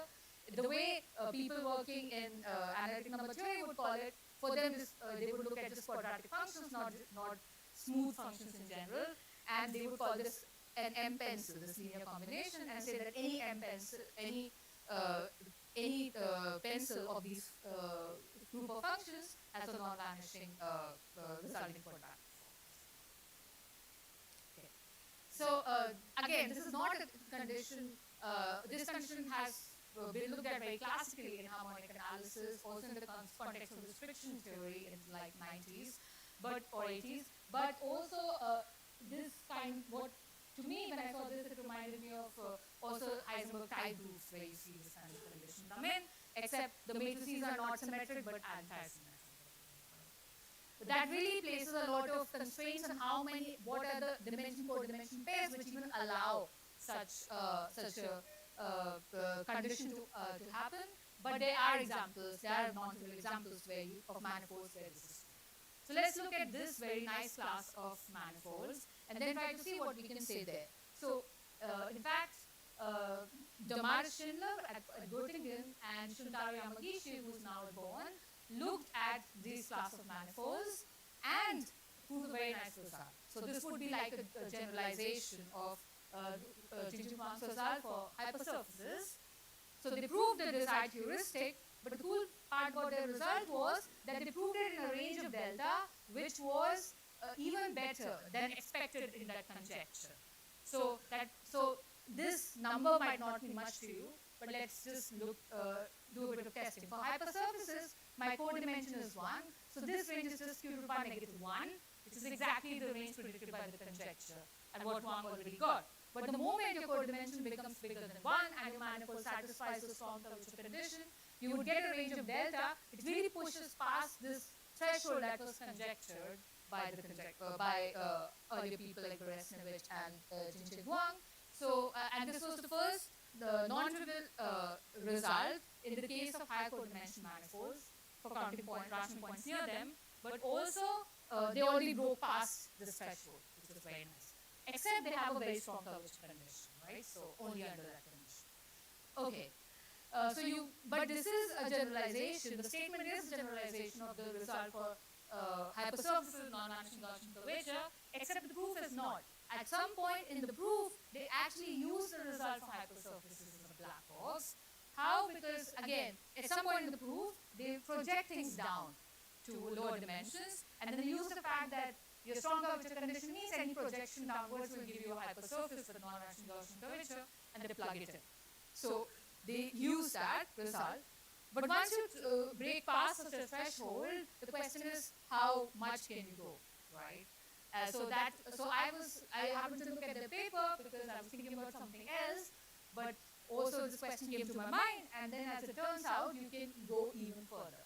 Again, so this was my result published earlier in the year. Again, don't worry too much about these numbers, but we again look at a manifold of general codimension as long as it satisfies a strong curvature condition. You will find the expected number of rational points in a neighborhood of that manifold in a range of delta, which even goes past theirs, the Schindler-Yamagishi range, and also of the conjecture. Except there was an annoying thing about this result. I think so. This was the threshold that I wanted to go to, but I could only go it for codimension equal to 2. And I thought that I would also have this result when codimension higher than 2. Except there was an annoying artificial exponent. I stopped that. The good thing was in both cases, this was better than the Schindler-Yamagishi exponent. You already do better. But this was a bit annoying because there were some technical issues why I couldn't get here. But now, we have in a joint work with Jonathan Hickman and Jim Wright, we have actually been able to resolve that technical issue. So now this would be the next result, but this paper should be in the archive soon. It's not yet there. So basically, if your manifold has a strong curvature condition, you get the expected heuristic up to this threshold, which is actually some distance away from the expected threshold from the conjecture threshold that was there. So that's nice. But more than the actual result, which is a matter of exponents, it's more the idea of the proof to me that was more important. And very briefly, I would like to tell you about what that was, but very briefly because I'm running out of time.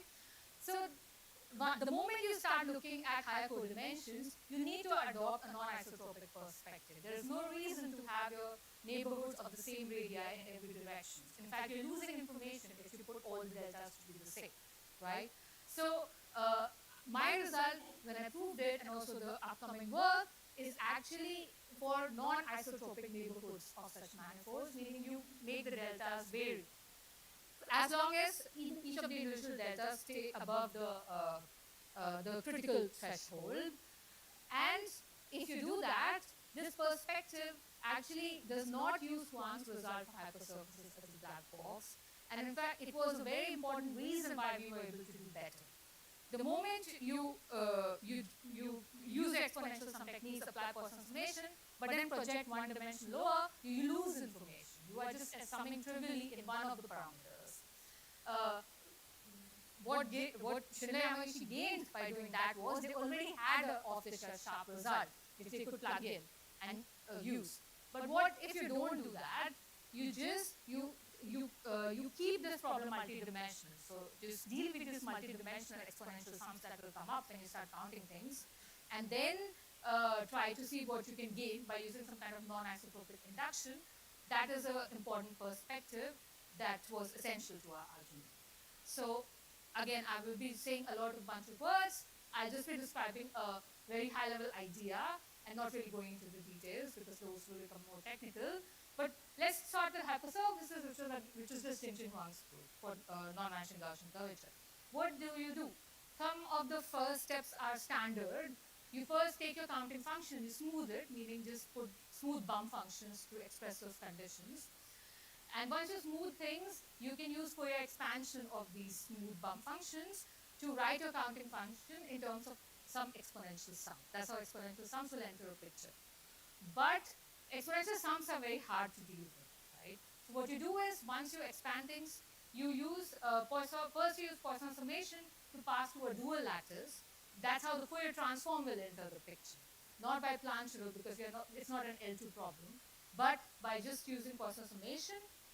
And what will happen is you would get this. So after you do Poisson summation, you basically take the Fourier transform of the surface measure of the manifold, and then what you get is you need to analyze the Fourier transform of the surface measure, but it's still a discrete problem, so you'd be sampling it at discrete frequencies. So it's not just one Fourier transform term or one oscillatory integral. You get a family of oscillatory integrals, and you need, which is just the Fourier transform of this manifold, and then you need to analyze that. For the hypersurface, it would just be basically the hypersurface, and then you want to use oscillatory integral techniques, even very classical ones like stationary phase for hypersurfaces, to extract some decay and cancellation, and then try to sum things up in a non-trivial way. That was the idea over there. So this would be the steps, but this would be more for a 50-minute talk. So where does the duality come in? Because you've seen counting and curvature. What's the duality? Basically, you can look at this, you express your counting function, you bound it in terms of the sum of oscillatory integrals of Fourier transforms. You use you basically use the stationary phase expansion for these, for example, for the sphere, sphere, you already have a nice expansion for the surface measure of the sphere. You don't just get decay, but you actually get some cancellation in terms of an oscillating factor. But you don't have, again, just one oscillating factor. You have a bunch of oscillating factors, which gives you a new exponential sum after you apply stationary phase. So the idea is take your exponential sums, which you get, apply Poisson summation, which introduces the Fourier transform, and then analyze those oscillatory integrals, which will lead you to a new exponential sum. And now you get a new counting problem because of that. That's where the duality comes in. And you might think, okay, we started with an exponential sum or counting problem. We ended up at a counting problem. Where do we gain? Well, we gain because we apply stationary phase or any such kind of Fourier decay estimate, which gives you a gain in your every time you do this process, right? But now, and the new counting problem turns out to be a counting problem around a dual manifold. In the case of hypersurfaces with non-vanishing Gaussian curvature, this is again the hypersurface that you started with. So, and this is actually the Legendre dual, and taking duals twice leads you back to your original counting problem, which sets the stage up for a kind of bootstrapping process. This is a very high-level idea. I'm not giving you any of the details. But the idea is again, transform your problem to a different counting problem, leverage whatever gain you get by using some kind of oscillatory integral techniques, solve the new problem, which actually happens to be the same problem as before, except you have gained something by using stationary phase analysis. But this is the part which you actually lose when you go to these kind of manifolds. So, basically the workaround that Shilla Yamagishi had was, as I said before, they again start looking at these exponential sums, but you get multidimensional exponential sums. They forget these are multidimensional exponential sums. So they only sum up in one dimension of the exponential sum, forget the rest. That leads them back to a problem which looks a lot like a hypersurface problem. And there you have this nice result that you can use of Wang already to plug it in. So that was their result. So they basically freeze all the codimension variables except one. They project things down, and this is like slicing your manifold into, or foliating it into a family of lower dimensional hypersurfaces, and uses duality idea individually for each hypersurface is what they do, which allows you to use the sharp result of Wang for hypersurfaces as a black box. But the key insight for us was to not do that. You keep the problem as is. So you slice your manifold into these, you still slice your manifold into these hypersurfaces, but can do a bootstrapping. So don't forget that you have still multidimensional exponential sums, and try to establish a two-way duality between the manifold, your original manifold, not some projected downwards thing, and a dual thing. The dual thing will no longer be a codimensional manifold. It's actually a different geometric object entirely. So you have to really contend with this new kind of duality, which is not really a self-dual thing. It's not, taking duals twice will still lead you back, and that's what helps us still use the bootstrapping.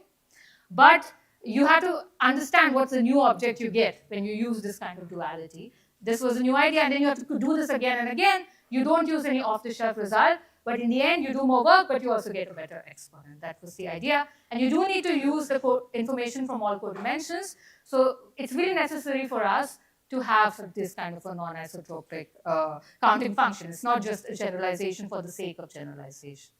So this is just the idea that I wanted to say. Again, a very high-level idea. I've not really shown you any technical things, but it was the strategy, and thank you for it.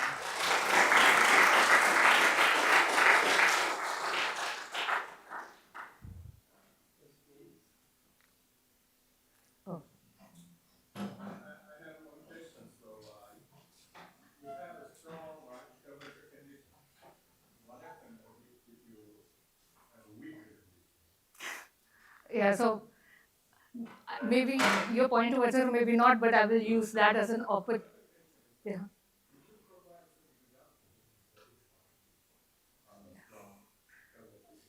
Yeah, that's a good question. It would be hard to. So the first such example, I won't be able to write it out, but the first such example would be a dimension 4 codimension 2 manifold. But then you have to come up basically. So the way people construct such examples would be to look at Clifford algebras and then look at those. But I admit it's not the most natural condition to look at. It's a nice thing. Okay, right, okay, that would be good. So, okay, so that would be one example, only in codimension 2. So what Professor Sanghiti is saying is, you look at not Rn, but a complex manifold in Cn, right? And you look at the complex of sphere, okay? So what you're doing is, you have, so this is n, so x1, but these are complex numbers now. And then you have a holomorphic function, say f, xn. Now, the holomorphic function, basically you can write it as maybe f1 plus I f2. So what you could think of this as a complex sphere in Cn, or you could think of it as a codimension 2 manifold sitting in, a manifold of dimension d equals 2 times n minus 1 sitting in ambient space 2n. Right? And yeah, that would give you an example of this kind of surface, but just in codimension 2, but also in higher dimensions. So this would just be codimension 2 examples, And you can use the Cauchy-Riemann equations to see that non-vanishing Gaussian curvature in this case exactly corresponds to the strong curvature condition over there. But also in higher dimensions and higher codimensions, you have examples. As long as your dimension is even. For odd dimensions, you will never have such manifolds because basically the presence of having the existence of such matrices corresponds to some having vector space, some vector fields. How many linearly independent vector fields could you have on a sphere of the same dimension? And for odd dimensional spheres, you just have the trivial one. So that rules out the odd dimensions, but you would have it. But yeah, this would be one example. Yes, yeah. But yeah, so, but your question also about like weaker conditions. So this is, so the reason I got to reading that paper was I was interested in the question about the moment curve or TT square T cube. So a space curve in R3 or the helix also. So that is a codimension 2 manifold in R3. It totally does not satisfy that condition, right? You can just see like, but you can decompose things. So if you try to ask, okay, what are the regions where it does not satisfy that condition? That's actually a very sparse region in R3 where it doesn't. So if you try to decompose things microanalytically, there will be a so-called slower decay cone in R3 around which it will not satisfy that condition. But if you're away from that cone, it would satisfy that condition. With not in an absolute sense, but with respect to some parameters. You have to do a dyadic decomposition. It's not a Littlewood-Paley decomposition, but something similar. And for the piece which is away from these slow decay things, you actually have the model case of these manifolds. It behaves a lot like that. So understanding those kind of manifolds would be step one. But what do you do when you have too close to slow decay cones? You then use the fact that you are already localized to some curve which forms the cone. So you can also tackle that part effectively because you're localized. And then you want to do something you want to interpolate in between. And interpolating is not really an interpolation, you have to do something. But that kind of gives you an insight into how to deal, at least in R3, with space curves like this, which at least would be a more natural example, more interesting example that I would like to look at. So, yeah, thank you. I have a bigger question. So when you define NM delta Q, you take the infinite metric. Is there any specific reason except linear projections? Sorry, could you repeat the question? No, that norm which you take is infinite norm. Okay, right. I think it doesn't matter that you can take any, yeah, right, you can take any norm, it should be fine. Right. But you are counting the power. Right. So you're saying right in the beginning of the definition of the counting function, right? The norm. It will be depending on the norm. I think it won't matter which norm you take. You can take L2 norm as well. It should be fine. It's just a bit annoying too. Right, yeah. No, but you take non-isotropic. Mm-hmm. For each Right, okay.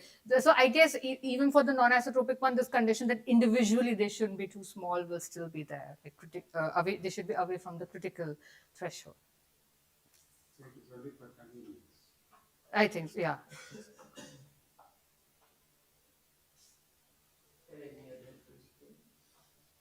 So what about the counting function you were telling? Is it, are these classical counting functions which you are employing here, or? So the counting function was just the thing I defined in the beginning. So that's what I call my counting function, but then you have to write it as an exponential sum. So yeah, I mean, once you have the problem in mind, you can just, there will be a counting function corresponding to it, and then you can just express it as an exponential sum and then try to deal with it. Any other questions? Question. So made a statement that the harmonic using harmonic method we cannot get exact points, counter points on the, but here you are discussing nearby points, no? So you make that neighborhood small and limit to make it. Yeah, so the question is like, why can't we just use a limiting argument? Because of this condition that you can't go, this upper bound is only true if you stay away from this critical threshold of delta. So there's a point at which it stops and it's no longer true, that upper bound. You can't. But of course, what you can say is once you already have, like if you, the upper one you get is the expected one. If you already know this delta to the power m q to the power d plus 1, even for just for delta bigger than q to the power negative 1 over m or a better exponent, then you can always trivially bound anything below that. So delta. So if your delta prime is something very, very less than q to the power negative 1 over m, you at least get an upper bound, right? So this delta prime q is less than, you can go to the minimum scale that you have, which would just tell you that the expected bound that you want or something. So you can get a trivial upper, you can trivially get an upper bound by inflating the scale, but you don't get the volume heuristic that you need. Using this inequality, now is that about one? Nobody can improve. Oh, that's a good question. So the question is, if can you even go further than that threshold? Using this kind of a duality argument, I think this is the optimal one, but I don't think it's actually the optimal one for these, at least in the codimension 2 case. So just by looking at the examples of these kind of complex spheres, for which people very classically have counted how many points are there, we think for manifold satisfying this strong curvature condition, you should be actually able to go all the way up to q to the power negative 1, which is the scale for hypersurfaces. And in general, the conjecture would have said 1 over the codimension, which is something bigger. And even though the exponents I have are not as good. So this is what, at least for m equals 2, this should be possible just by looking at the complex sphere example. So I don't think these are sharp. I think for this method, this is the limit that we reach. If there are no more questions, using that's the expected sharp endpoint. That's a conjecture in this paper that's coming up that we have just by looking at these kind of complex spheres and saying any manifold of codimension 2 which satisfies a strong curvature condition, this heuristic should actually be true for this one. The condition is so good, you should be able to do, but we don't know if this, yeah. So if there are no more questions, let us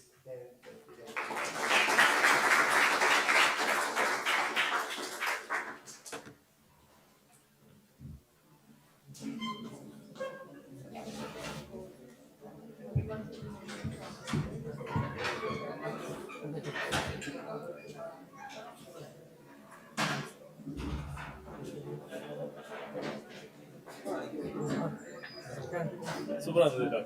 Oh, thank you. It was very cool, quite good. Very nice job. Thank you. Very well explained. So you're saying that you have this. You applied the Fourier analysis, and you went into the similar kind of thing, but now you're just going to have counting problem once again. Yeah. It's going to be there. So how does it make, when because you have applied the Fourier analysis techniques, how was that this counting problem is going to change or make it easier? I was just not able to see that. No, I didn't.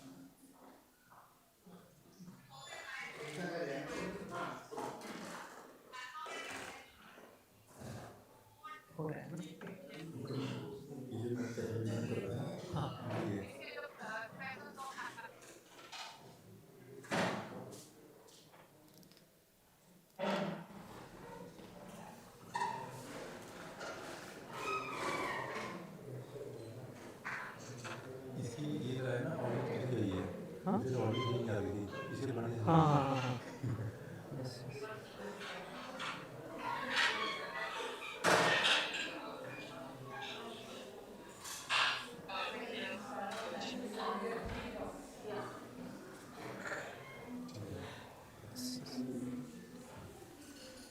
मुझे एक बार audio on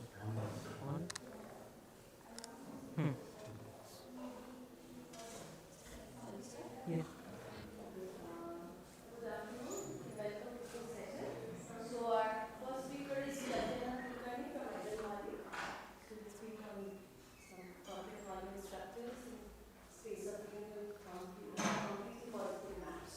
Yeah. Thank you. First, I also thank organizers for this opportunity. Good afternoon to everyone. Today I will be talking about convex structures in the space of unital completely positive maps. This unital completely positive maps on C-star algebras. Presentation will require preliminaries from the topic of C-star algebra and then von Neumann algebra and then completely positive maps. So I will take first few slides to introduce, very briefly introduce to theory of C-star algebra and unital CP maps, completely positive maps. And then towards in the later end section of the presentation, I will talk about the convex, various types of convex structures and the results in that setup. Yeah. So here first I will talk about what is a C-star algebra. So here we have an algebra is a vector space with bilinear map which is from A cross A to A, and this is an algebra but it does not have any analytical structure. To introduce that analytical structure, we introduce a norm on that algebra.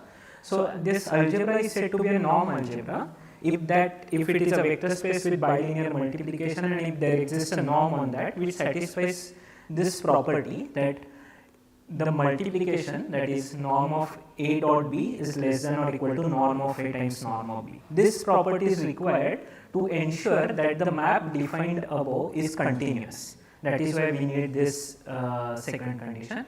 Then this normed algebra is said to be a Banach algebra if this algebra is complete with respect to that norm. So if it is complete normed algebra, then it is called a Banach algebra. Some examples are continuous functions on closed interval 0, 1 or matrices n cross n matrices. Here the norm is the operator norm. Then L1 functions on real line where this product is defined by this operation. So these are few examples. Now this is a definition of an algebra, but Banach algebra. Now we will define what is C-star algebra. To define C-star algebra, we need one more step, which is we need one more operation on this Banach algebra, which we call as an involution, which is from A to A and which works as an idempotent. So delta of A is A again, delta of AB is delta of B times delta of A, and delta of alpha A plus B, where alpha is some scalar from complex numbers, is alpha bar delta of A plus delta of B. And generally we don't use this notation delta, we use it as just A star and we call it as star operation. So just for the motivation, this is like we take adjoint in n cross n matrices. So a Banach algebra A with this involution map delta from A to A is said to be C-star algebra if it satisfies this extra property, that is extra equality. It is called as C-star identity, which is the norm of delta of A times A, that is the norm of A star A is the square of norm of A. So this is called as C-star identity. So now we have algebra, then Banach algebra, and if there is an involution and if with respect to that involution, if it satisfies this extra property, then it is called as C-star algebra.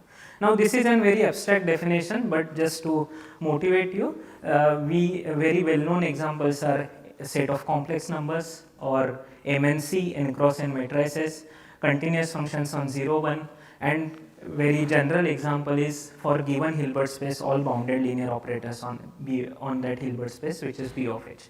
Now I will just say one more thing, that any commutative C-star algebra, that is if that multiplication operation is commutative, then this always looks like continuous functions on some compact space, and any non-commutative C-star algebra can always be seen as subalgebra of B of H for some Hilbert space H. So mainly these are the two examples, either C01 or B of H, and in finite dimensional setting it boils down to M and C. So hereafter when I say C star algebra, even if it is fine if you don't recall the definition of C star algebra, but just C01 or B of H, it will work.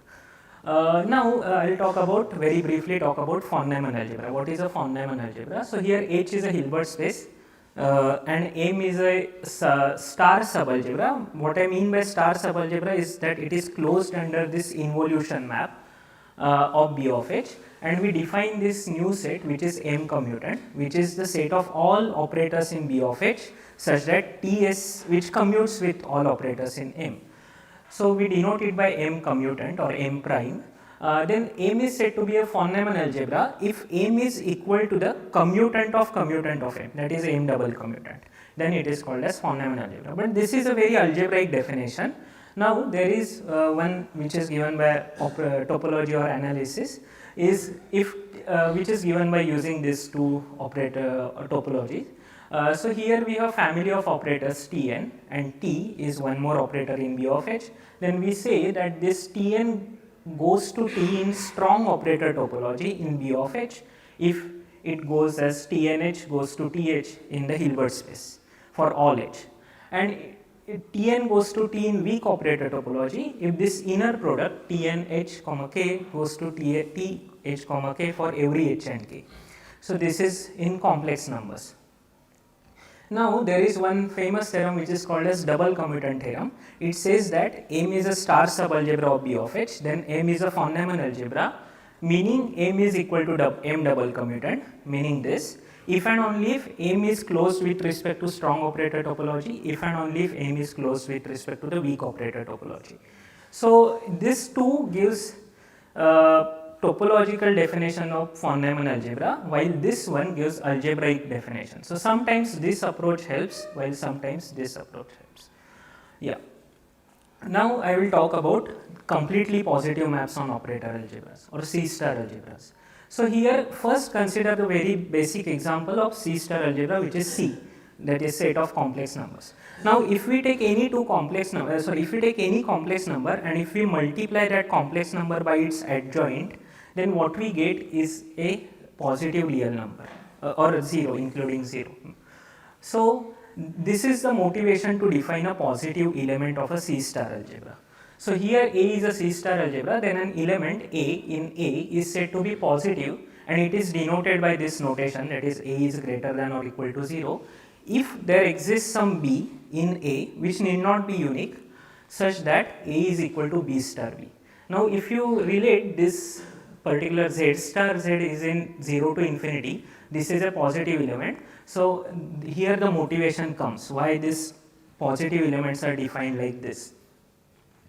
But as I said before, that any C star algebra can be seen as C of 0 continuous functions on some compact space, or it can be seen as subalgebra of B of H for some H. Here there is one more definition. So here A is C star algebra sitting inside some B of H for some H. Then this element is said to be positive if it is inner product of Th, H is greater than or equal to 0 for all H. So this is equivalent to this definition, but now I will not go into the proof, but these two definitions are same.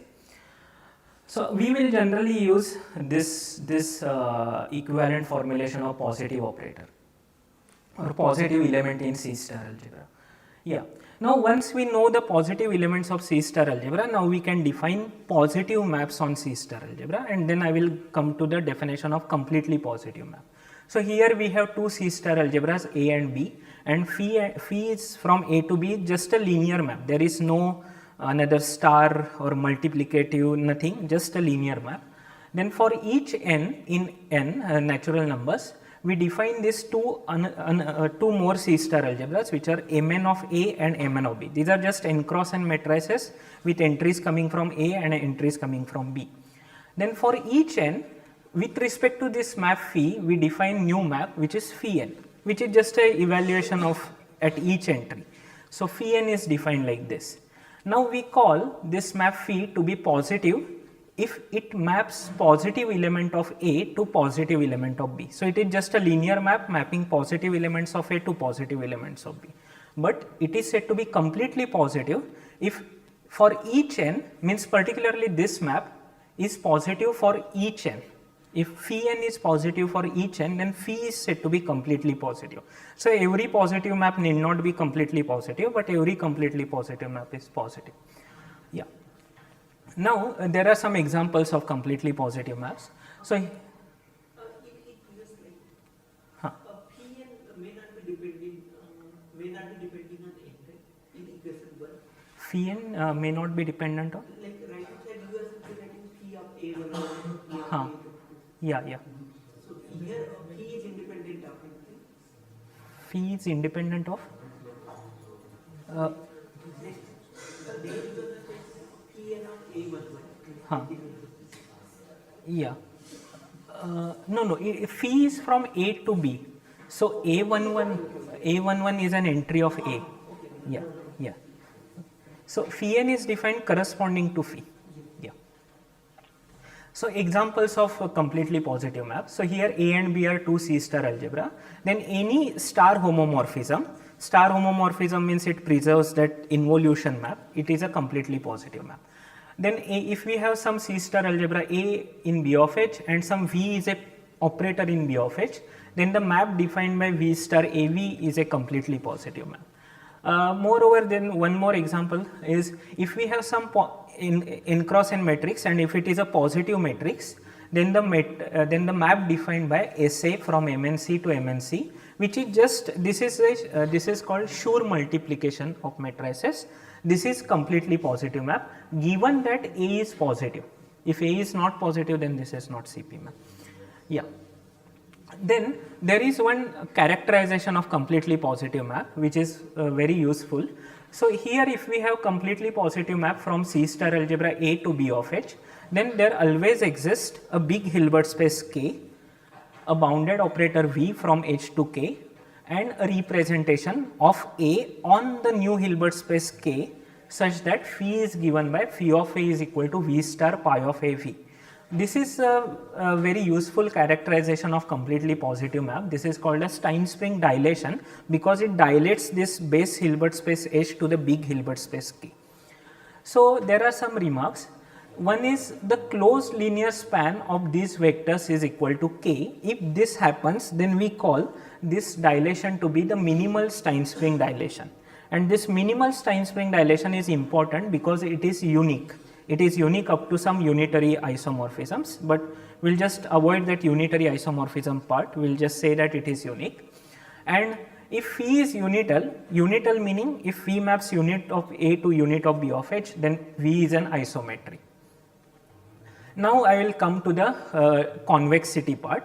So, first is very well known structure of convexity which is linear convexity. So, here A is C star algebra, CPA B of H is set of all completely positive maps from A to B of H. This set is set of all unital completely positive maps. Then for any lambda in 0, 1, we know that this is a convex structure, convex combination. And moreover, this phi is also a unital completely positive map. So, in that sense UCP maps is convex set. And it is also compact in certain topology which is called as BW topology.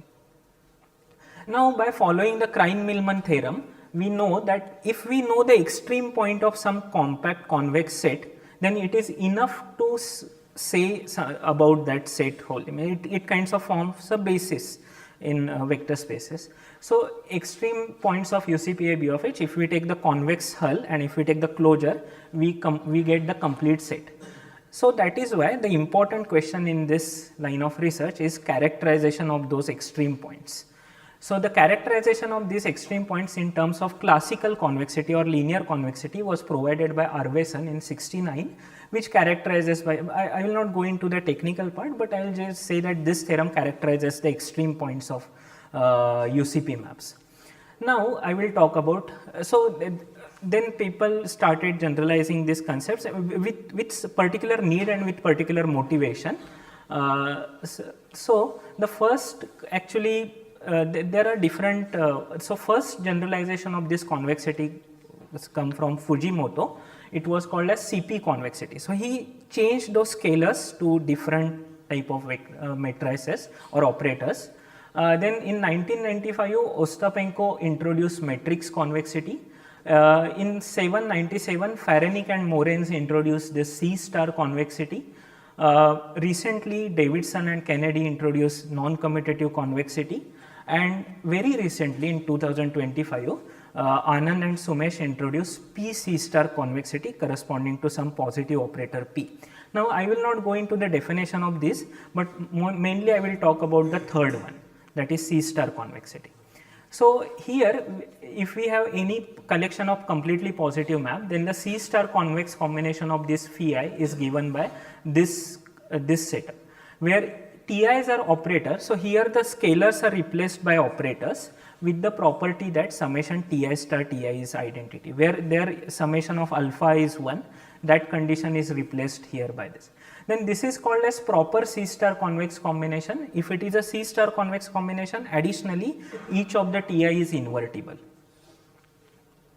Now, if we have some set C, and if any C star convex combination of elements of that set C is again in that set C, then we say that it is C star convex set. And C star convex hull is just, we take the all C star convex combination and we take the closure, then this forms a C star convex hull. Then UCPA B of H is a C star convex set, and moreover, there is one more definition we need. Then element of UCPA B of H is said to be C star extreme if there is any C star convex combination, and if it is a proper C star convex combination, then each of this phi is unitarily equivalent to phi by some unitary ui. And we use this notation C star extreme points of UCPA to denote the all C star extreme points. Now, the Krein-Milman theorem says that if we have some H which is finite dimensional Hilbert space, or if one of the following conditions hold. So, if this, or if A is a commutative C star algebra, or if A is separable, or A is of the form of some B of G for some Hilbert space G, and H is separable, then in that case whatever we obtained in the case of linear convexity is true. That is, the C star convex combination of C star extreme points is the whole set UCPA B of H. But there is one observation, that this theorem is not been proved in the most general setting. So, this is still an open question. So, the main, because of this equation, again the main interest is to find this set C star extreme points, and that is what that is what in 1998 was characterized by Faranik and Zhou. It says that if, so again I will not read the theorem, but this paper characterizes all C star extreme points. Now, what I am interested is in this set. So, here if we consider a group G and tau is an action of the group G on A via C star automorphism, then if we consider this set UCP G tau, this is the set of all unital completely positive maps which are invariant under this group action. Then this set is also C star convex set, and this is also closed, this is also compact. So, this is also a nice set to study in the context of C star convexity. So, what we did is we characterized the extreme points of this. Before that, you have to make sure that this is not zero. This is non-empty. Means non-empty. Yeah. So, for that, if we have G to be a finite group, then by using the average, so we get to. If you begin with a complete positive map, and or otherwise means either G is finite or G is compact. So, in that setup we know that this is non-empty set, but in general for locally compact and yes. So, this set was mainly studied when H is equal to C by Bertelli and Robinson, means in the commutative setup, but in the non-commutative setup we extended this idea to B of H, and we tried to characterize the set of C star extreme points. Again, I will not read these theorems because reading means it will technical. but it characterizes the C star extreme points of UCP G tau AB of H. Then there are some examples as is suggesting that if we have any phi which is in UCP G tau, and if it satisfies one of the following forms, means this is not a if and only if condition, these are sufficient conditions. If it has one of the following forms, then this map is actually a C star extreme point of this set. Yeah. So with this I will conclude my talk. These are references. These are the paper where there different types of convexities were introduced. Yeah. And these two papers were mainly the C star extreme points of the UCP maps were studied. Yes. Thank you.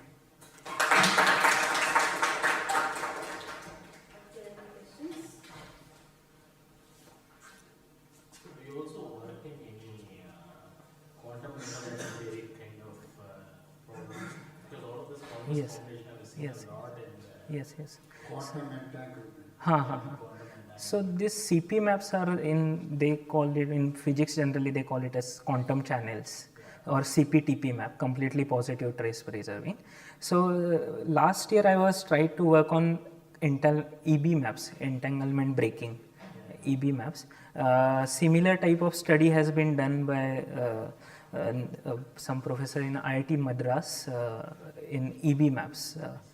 So I was trying to read those research papers, but means I have not really worked on these problems.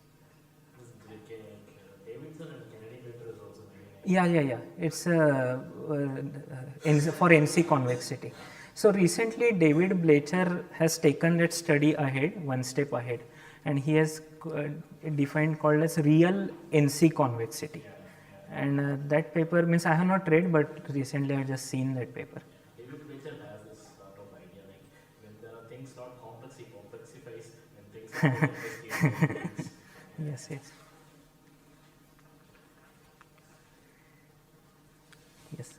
Any other questions? Okay, let's thank this.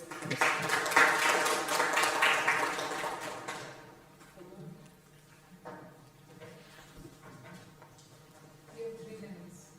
You can set it up. 3 minutes to set.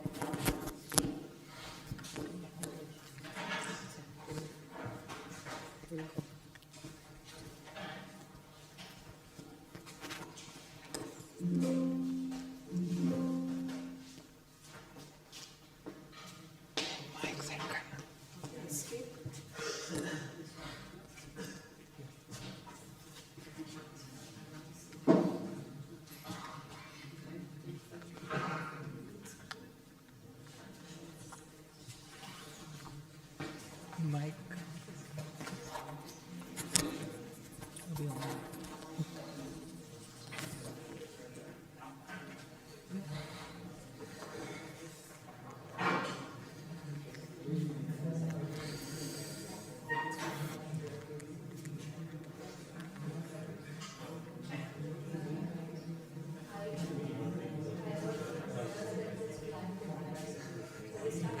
Yeah.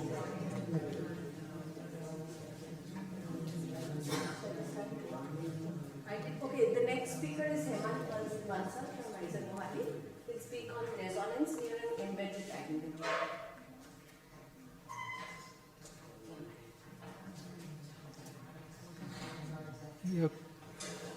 Hello everyone. Before I begin, I would like to thank the organizers for giving me this opportunity to present my work. The title of my talk is Resonance near an Embedded Eigenvalue. So let me start by briefly recalling the historic motivation coming from the Stark effect for the resonance phenomena.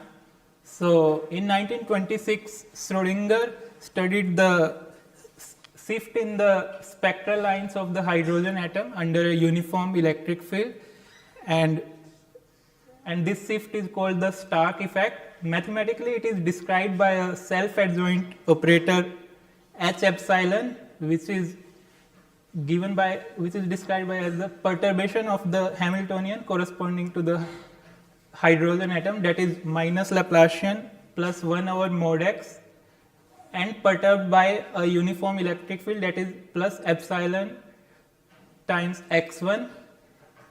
And in the absence of electric field, this hydrogen atom Hamiltonian has continuous spectrum starting at 0, and below 0 it has infinitely many discrete negative eigenvalues, and as soon as electric field is turned on, all the discrete eigenvalues dissolve in the continuous spectrum. But Schrodinger still observed some spectral lines near these eigenvalues, initial eigenvalues lambda 1, lambda 2, lambda 3, these eigenvalues. And then it was Oppenheimer actually who stated that these spectral lines, shifted spectral lines, do not correspond to the bound state, but actually instead these are resonance phenomena. And later on, in 1930, Wigner and Weisskopf defined the resonance as a peak in the scattering amplitude, and actually they explicitly connected it to the pole of the scattering matrix, pole of the analytic continuation of the scattering matrix in the complex plane. And they approximated the scattering amplitude near the resonance energy by a Cauchy distribution. This is also called the Britt-Wigner formula. So like if lambda epsilon minus I gamma epsilon is the pole of the scattering matrix corresponding to the operator H epsilon, then the scattering amplitude can be they approximated the scattering amplitude by 1 over pi times gamma epsilon over lambda minus lambda epsilon square plus gamma epsilon square, which is called the Britt-Wigner formula. So now what we have done is we have considered the models where instead of discrete eigenvalue, the embedded eigenvalue, which is embedded in the continuous spectrum, dissolves after perturbation. So what we will do is we'll consider this model H alpha equal to H naught plus alpha times V, where H naught is either the multiplication operator or the Laplacian, and V is a finite rank self-adjoint operator. And our starting point is the presence of an embedded eigenvalue for the operator H alpha naught, and then we'll see after perturbation it disappears and give rise to resonance. And then we have identified the resonance as an isolated peak in the spectral density function instead of the pole of the scattering matrix. And then we proved that its asymptotic behavior is given by a Britt-Wigner formula. And also we observed the similar behavior for the scattering quantities like scattering amplitude, scattering cross-section, and time delay. So this is just joint work with my supervisor Dr. Lingraj Sahu and Dr. Alok Maharana and Professor K.B. Sinha. And finally, we'll just briefly mention the degenerate embedded eigenvalue case, which is joint work with Dr. Alok Maharana and Dr. Lingraj Sahu. So let's start with this perturbation of mx in L2R. So mx is the multiplication operator by x in Hilbert space L2R, and with the domain D of mx equals f in L2R such that xf is in L2. So mx is a self-adjoint operator, and mx is the purely absolutely continuous operator, and its spectrum consists of whole real line. So now, to avoid the technicalities, we will just consider rank 1 perturbation. And now we will put some condition on the perturbation first, so that lambda naught is a embedded eigenvalue of H alpha naught. So let alpha naught lambda naught in R be fixed, and for alpha in R consider the operator H alpha equals mx plus alpha times the projection on vector u, where u belongs to the Schwarz class and it vanishes only at x equals lambda naught, and we put another condition only, that is 1 plus alpha naught times gamma of mod u square comma lambda naught is 0, and here this gamma of f comma lambda denotes the Cauchy principal value of f at lambda. So now under this hypothesis on the perturbation or on the vector u, we have the following spectral picture of our family of operators H alpha. That is lambda naught is the simple eigenvalue of H alpha naught with the eigenvector phi x, which is equal to, for x not equal to lambda naught, it is ux over x minus lambda naught, and for x equal to lambda naught, it is u dash at lambda naught. And furthermore, this eigenvector also belongs to the Schwarz class.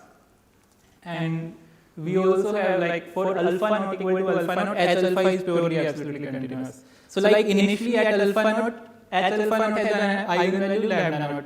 But like if we take alpha naught plus epsilon, then H alpha naught plus epsilon, that operator has no eigenvalue. It has purely absolutely continuous spectrum. So this eigenvalue is disappearing after perturbation. So then we study its asymptotic behavior of the spectral density. So first of all, the spectral density rho alpha u associated with the vector u corresponding to the operator H alpha, it is given by this limit epsilon goes to 0 plus 1 over pi times the imaginary part of the inner product of R alpha lambda plus I epsilon u comma u.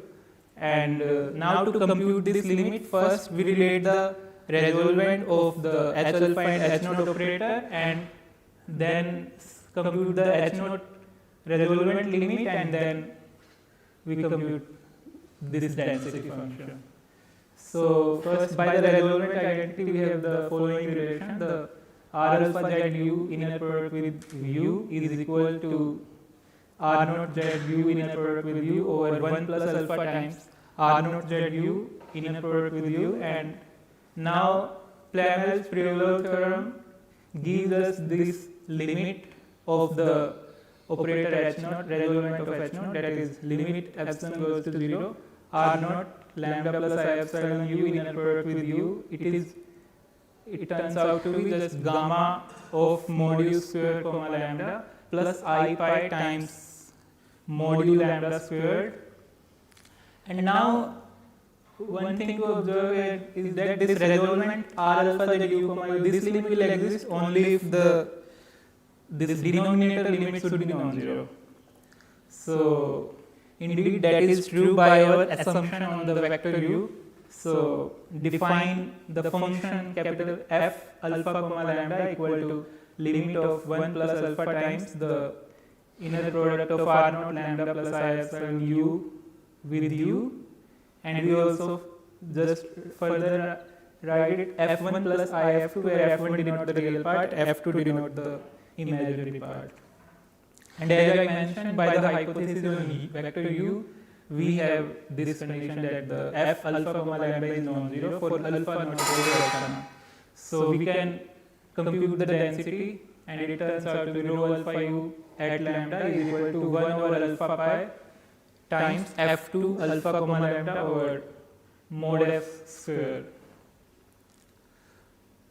So now our main result is the spectral density asymptotic behavior, that after a suitable scaling and translation, it is given by Cauchy distribution. So we have proved the following result, that there exists an open interval J around alpha naught and lambda functions lambda and kappa from J to R such that this lambda alpha naught is equal to lambda naught and kappa alpha is greater than equal to 0 and kappa alpha naught is equals 0, such that, like, for any fixed H in R, if we look at this limit alpha goes to alpha naught, kappa alpha rho alpha u of lambda alpha plus h kappa alpha, this is nothing but a constant times 1 over h square plus 1, which is the Cauchy distribution. So after the suitable scaling and translation, the spectral density behaves like Cauchy distribution. And by the similar, okay, now first let me give a brief sketch. So as I mentioned earlier that we identify the resonance as the peaks in the spectral density function. So by looking at the structure of this rho alpha u, like from this formula we can observe that the peaks will be near those lambda where f1 alpha comma lambda is 0. So those zeros now we capture by the implicit function theorem. So f1 alpha naught comma lambda naught is 0, we observe, and that the del f1 by del lambda at alpha naught comma lambda naught, that is non-zero. So by implicit function theorem we get our lambda alphas. And actually this lambda alpha is the kind of peak of the spectral density, and this we call as resonance energy for our model. And then we define kappa alpha to be pi times u lambda alpha square over norm phi square, and then with this choice of lambda alpha and kappa alpha, one can show that this limit, that the spectral density function behaves like a Cauchy distribution.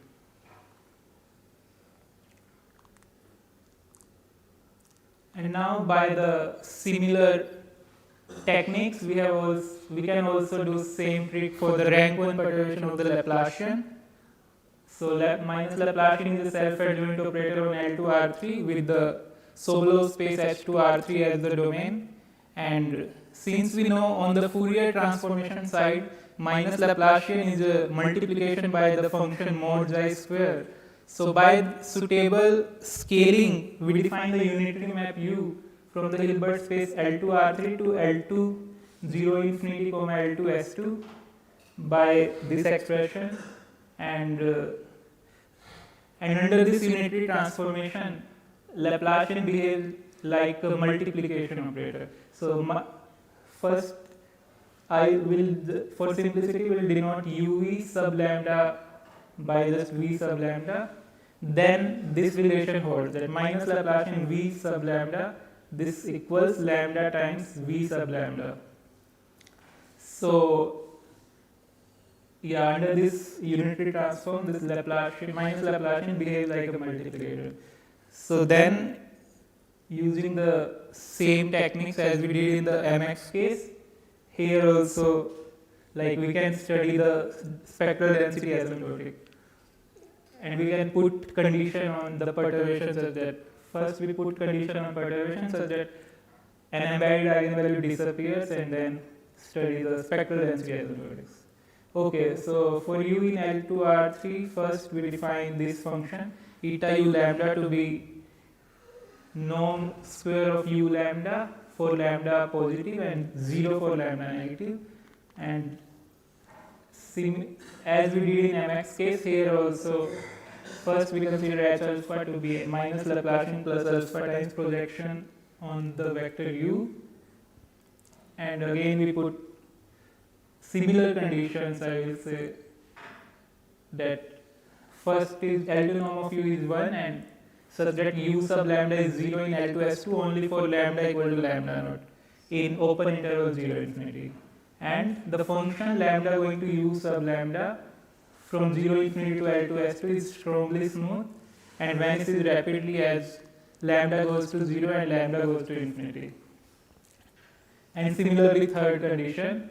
And like earlier, we can again find the resolvent limits and define this function capital F alpha comma lambda to be the limit of 1 plus alpha times inner product of R naught lambda plus epsilon u comma u. And like earlier, we have the following result in this model also, that lambda naught is a simple eigenvalue of H alpha naught which disappears after perturbation, and we have the density asymptotics, spectral density asymptotics. So now then we observed that the scattering quantities like scattering amplitude and time delay, they also behave like Cauchy distribution asymptotically. So yeah, for the scattering system H naught comma H alpha, here again H naught is minus Laplacian, the wave operators omega alpha plus minus, which is defined to be strong limit t going to plus minus infinity, e power I t h alpha composed with e power minus I t h naught, they exist and are complete. Then one defines the scattering operator, that is S alpha to be the composition of the adjoint of omega alpha plus with the omega alpha minus. Then this scattering operator is a unitary operator, and by the intertwining property of the wave operators, it follows that the scattering operator S alpha commutes with H naught. Then this implies that this scattering operator S alpha is a decomposable operator in the spectral representation of H naught. So S alpha in the direct integral picture, S alpha decomposes as S alpha lambda, where S alpha lambda is operator on L2 S2. And then we compute S alpha lambda. Yeah. Then it turns out to be S alpha lambda equals I minus 2I times this F2 over F times the projection on the unit vector u lambda upon norm u lambda. And then we define the scattering amplitude operator R alpha lambda to be the difference of S alpha lambda and identity. And total scattering cross section is at energy lambda is defined by the pi over lambda times the Hilbert-Smith norm of R alpha lambda squared. So then we have proved that with the translation as we did in the density case, yeah. Yeah, rank 1, but yes. Yes. Yeah.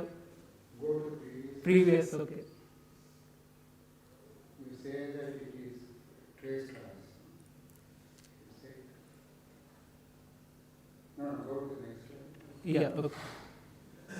No, you wrote I minus S. Here I S alpha lambda is I minus rank 1 operator. But you said it's a trace class. No, I have not said it is a trace class. But No, Hilbert-Smith. yeah, Hilbert. Is it Hilbert-Smith? This R alpha lambda operator, this is Hilbert-Smith.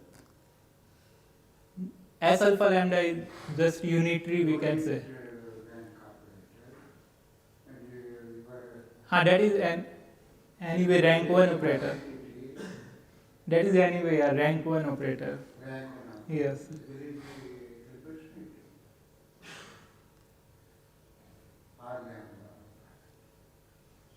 Here R alpha lambda is Hilbert-Smith. Yes.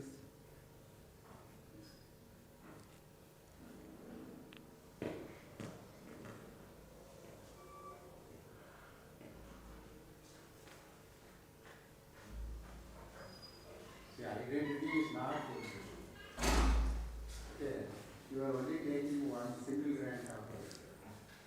I was wrong. It's okay. Yeah, this S alpha lambda may not be Hilbert-Smith, but this R alpha lambda, it is anyway rank 1. Okay. Yeah, so then the way we did the scaling in the spectral density asymptotics, here also we have the similar behavior. So suppose that u dash sub lambda naught is non-zero, then for any fixed h in R, we have the following limit alpha going to alpha naught, R alpha, lambda alpha plus h kappa alpha, this is minus 2I up over h plus I times the rank 1 operator projection on the vector phi sub lambda naught upon norm phi sub lambda naught. And this limit is in the Hilbert-Smith norm. And similarly, we have the part B for the scattering cross section, that after the translation it behaves like Cauchy distribution. And we have also like observed similar behavior for the time delay operator. Okay, then I'll just briefly mention the multiplicity 2 case also, that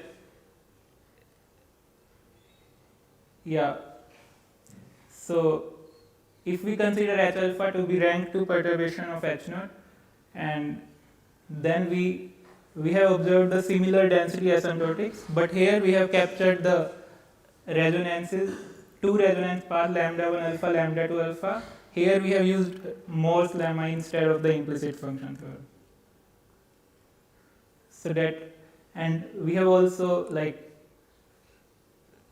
observed similar things like scattering cross section and time delay in this case also. Yeah, these are some of the references. Yeah. Thank you for your attention.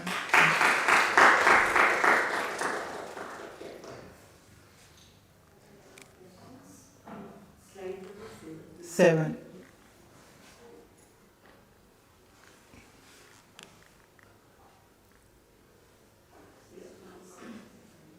Here H alpha is matrix or operator, H, H alpha. yes. It is matrix or operator.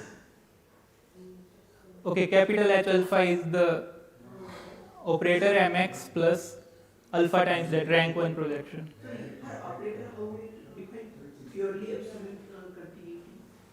Okay, first we say that like for each vector, corresponding to each vector, there is a spectral measure, and then we can divide that measure into by the Lebesgue decomposition theorem. Maybe let me write on board. Like for each vector, say V, we have a spectral measure which we denote by E d lambda. Then we can decompose this measure into the like absolute continuous parts and singular part.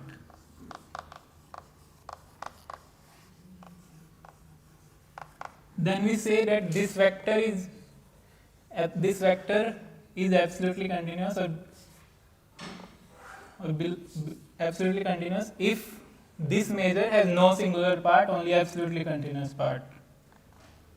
And if every vector in the Hilbert space is absolutely continuous with respect to the, if every vector is absolutely continuous, then we'll say that operator is purely absolutely continuous.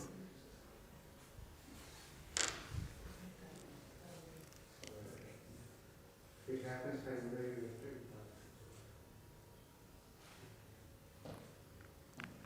Are there any more questions? Just keep it on.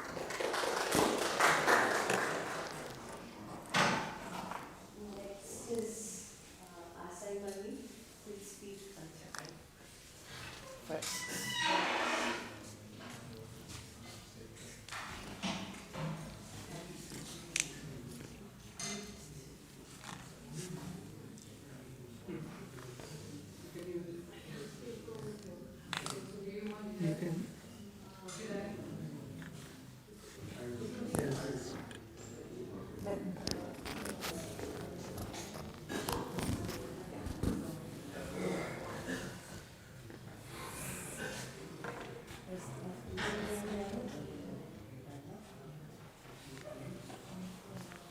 So this is for the back, front. Yes. Okay. It's last right. No, I couldn't get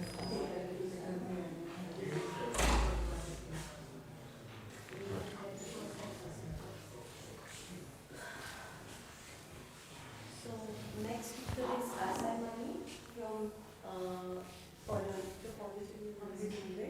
Pondicherry University, and he will speak on homomorphisms of spiral. Thank you. I'd like to thank the organizers for arranging this wonderful event, and I'm very happy that I'm speaking about these objects in front of Professor Murugan. He is the one who introduced me into the field 10 years before, and I don't know how I am still surviving with these objects. Yes, but these objects are continuing to interest me in different ways. I have tried to get out of it several times, but I couldn't. And this has the flavor of this abstract harmonic analysis, and it deals with function algebras rather than the groups directly.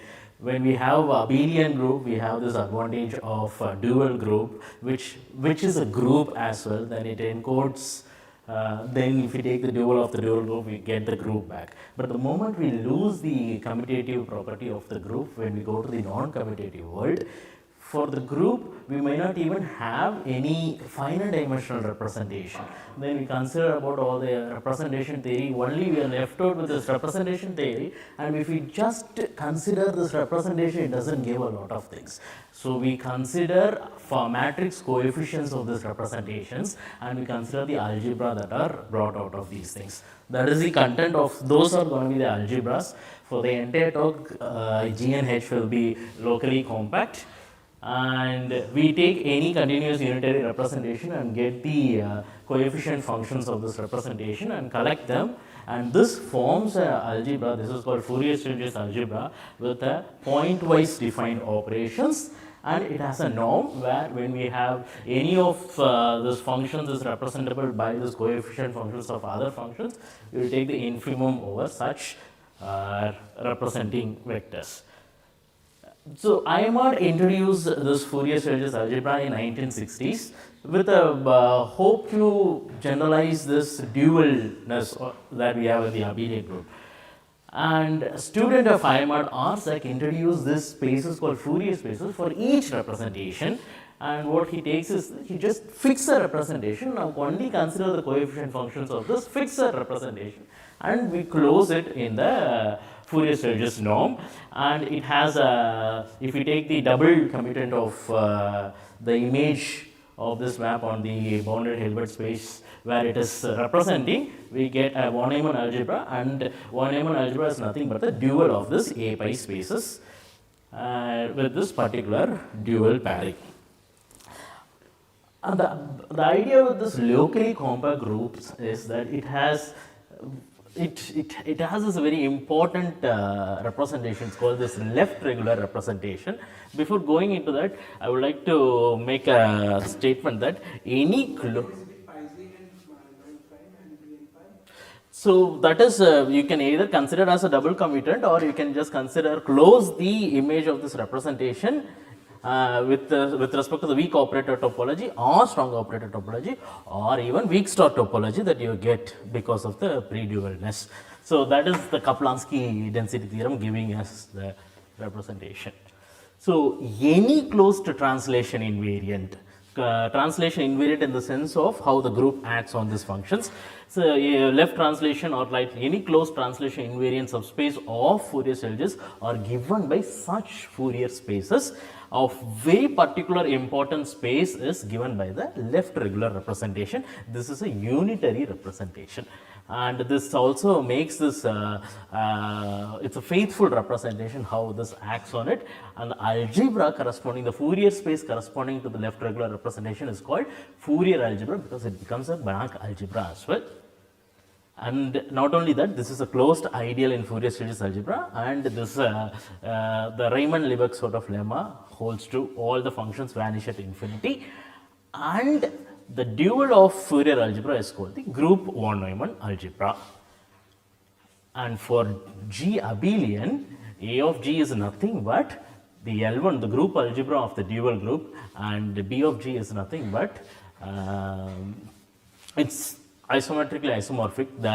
The map that employs is the Fourier series transform and the Fourier transform for each of these things. So that is the philosophy. Whenever we expect what is happening in the abelian world, if there is any sort of dual consideration is happening, we look at in terms of this algebras A of G and B of G. If we frame something for L1 of G in abelian world and M of G in abelian world, we will see if there is a dual notion for A of G and B of G. Okay. what I am interested in, what can we say about homomorphisms between these algebras? So let's take homomorphism. So G and H are locally compact groups. If you have a homomorphism, then there exists an open subset from H, and there is a map, continuous map that goes from this open subset of H to G, such that this is a natural map that is employed by when we go up the dual space to each of them. And so this is there. So for every homomorphism, we have this map coming from an open subset of H. So there's a duality. Then we see it in terms of groups. We actually see it in terms of the von Neumann algebra, corresponding von Neumann algebra. Then we take that map and restrict to the spectrum of these multiplicative. The spectrum of A of G is nothing but the group itself. We restrict to the group. That is how we get the map from Y to G. Okay. And in 1960s, Cohen was able to describe what are positive maps, contractive maps and bounded maps for bounded homomorphism. And Cohen not only was able to describe, he equally considered same amount of phenomenal result in which he described how the idempotence of the group algebra looks like. So this has a very close connection with the idempotence of the group algebra as well as the form of the homomorphisms. And over the years, so we were a couple of people were able to describe the idempotence in the Fourier series algebra. Using the Fourier series algebra, people were trying to express the same set of ideas, whether if it's possible. But there are lots of projective tensor product kind of situations, techniques were used, and for the groups for which they used are much restrictive. So they were not able to generalize this for a lot of ones. And in early 2000s, Monica, Ellie and Nico Sprong were able to show this in the case of group being amenable. So amenable in the case that, so amenability of the group gives some nice conditions on this Fourier algebra. The Fourier algebra will have a bounded approximate identity. So that is sort of useful to cook things up. So the theorem what this says is this homomorphism is completely positive if and only if this alpha map that is employed on the levels of groups is continuous homomorphism. If it is completely contractive, the homomorphism changes into affine maps. If it is completely bounded, it changes into sort of piecewise map. Even for general case, this amenability is needed for explaining the completely boundedness. For the other two, we can generally explain. So in 2010, Leif Form is in Australia. He was able to describe when is this positive or contractive in terms of if there is an anti-homomorphism or anti-affine also, the corresponding cases can happen. Again, the idea is when we have a homomorphism between A of G and B of H, we have a map employed on the group levels. And the inverted map, and it is always from an open subset. If completely positive, it's a subgroup. Completely contractive, it is an open coset. So that should be the idea. So we have this structure. So now the one thing to notice is that the right hand side is nothing but the spectrum, the multiplicative linear functions on the A of G itself. That is where the mapping, and this Y is chosen so that we are not mapping. It's we will take all those elements which are not mapping into 0, so that like we don't need to consider using a 0. Okay, so let's consider the general problem. So for the problems were also considered about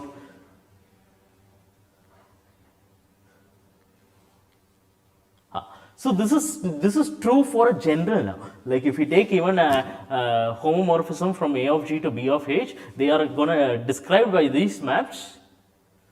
This is in generally even like we can do.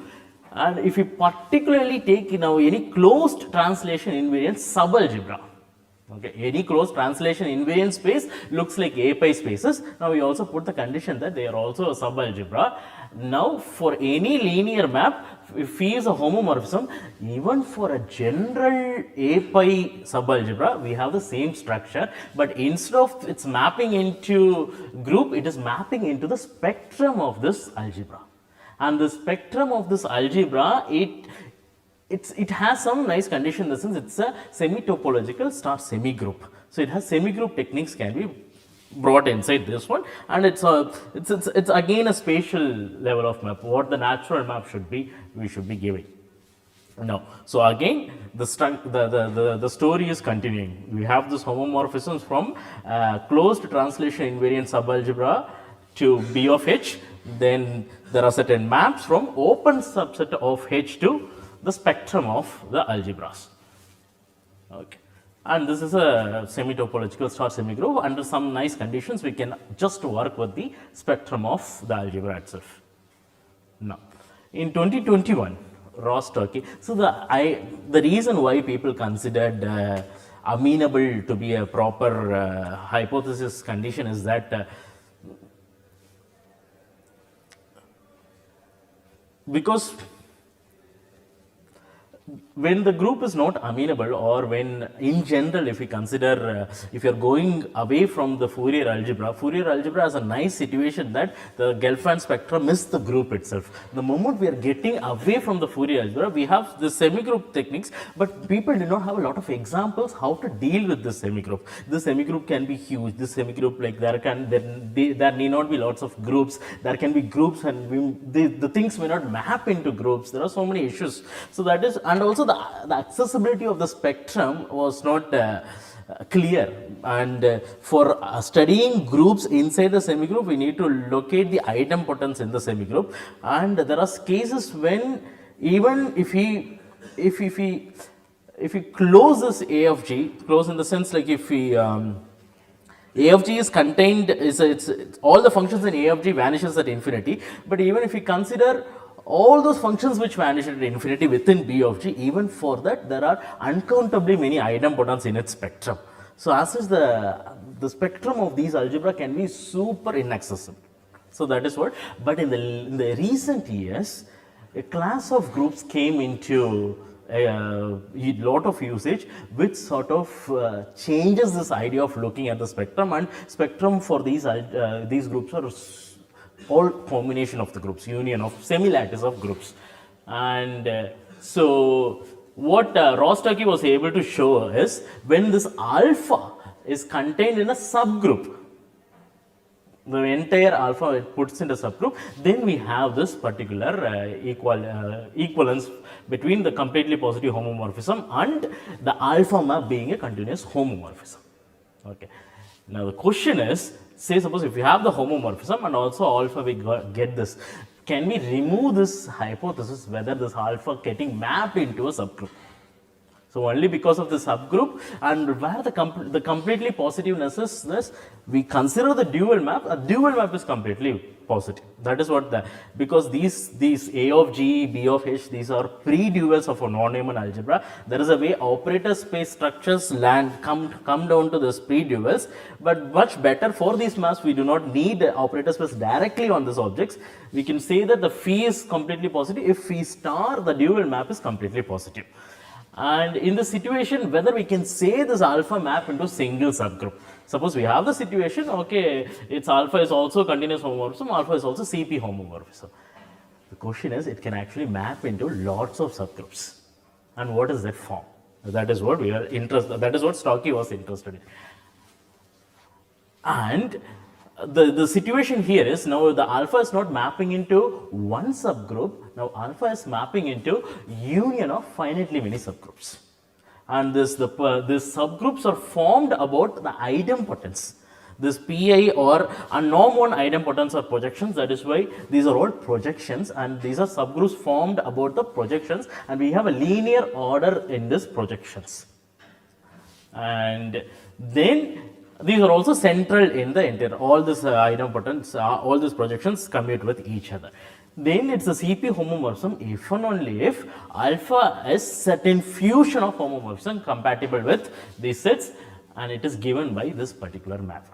So what happens is we have this head 0, this last one is the biggest group where now, so we have this, all of the circles, all of the maps going from the circles are all homomorphism, but alpha map is nothing but these are all the shaded, differently shaded region. We disjointly finish the set and describe the map. And each of them is mapping into this subgroups determined by the linear order of this projections, and all of this diagram commute. That is, so this is a continuous, it's fusing these homomorphisms together to get the map. Well, so for example, when we have a Euclidean motion group, when the rotation acting on Rn, or the Fell group is the ring of integers acting on the field, then the Gelfand spectrum of B of G has only two idempotents, one corresponding to the identity of the group and the one corresponding to the almost periodic compactification of the group. Always in the spectrum of B of G, there is a minimal idempotent. That minimal idempotent corresponds to the identity element of the almost periodic compactification of the group. And even in general semigroup, semi-topological semigroup, we have a minimal compact semigroup that is also correspond to the same almost periodic part of the group. Not amenable. We are in general cases. These are not amenable. The Euclidean motion is not an amenable group. No, it's amenable. Okay. But the idea is that it can map into different subgroups is what is. We are getting into more groups. Yes, solvable. Yes. But the amenability is not a condition for the proving the earlier ones. Because we need to still be able to explain the spectrum of the groups, but only these groups have nice spectrum. The moment we are getting into this, in some sense, this is a very small spectrum. Even none of the abelian groups have such a small spectrum. Yes. The way which you consider open set. Yes. Yes.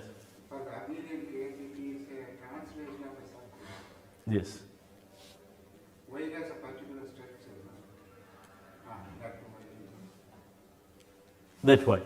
Yes. So what Cohen was doing is, he only considered the bounded homomorphisms, was describing them. And what he was having is affine maps is what he had. For affine maps, then these are this piecewise affine map, he expressed in terms of affine maps. For positive maps, we have the subgroup. Yes.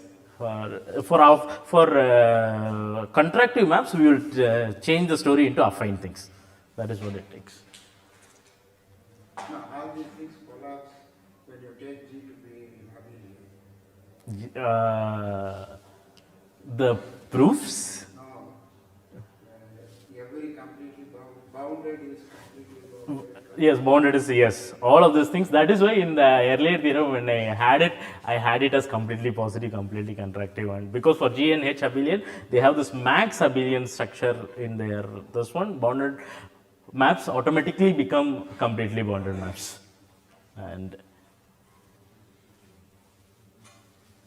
the reason for amenable and the idea of using these operator space techniques is, so when we have this projective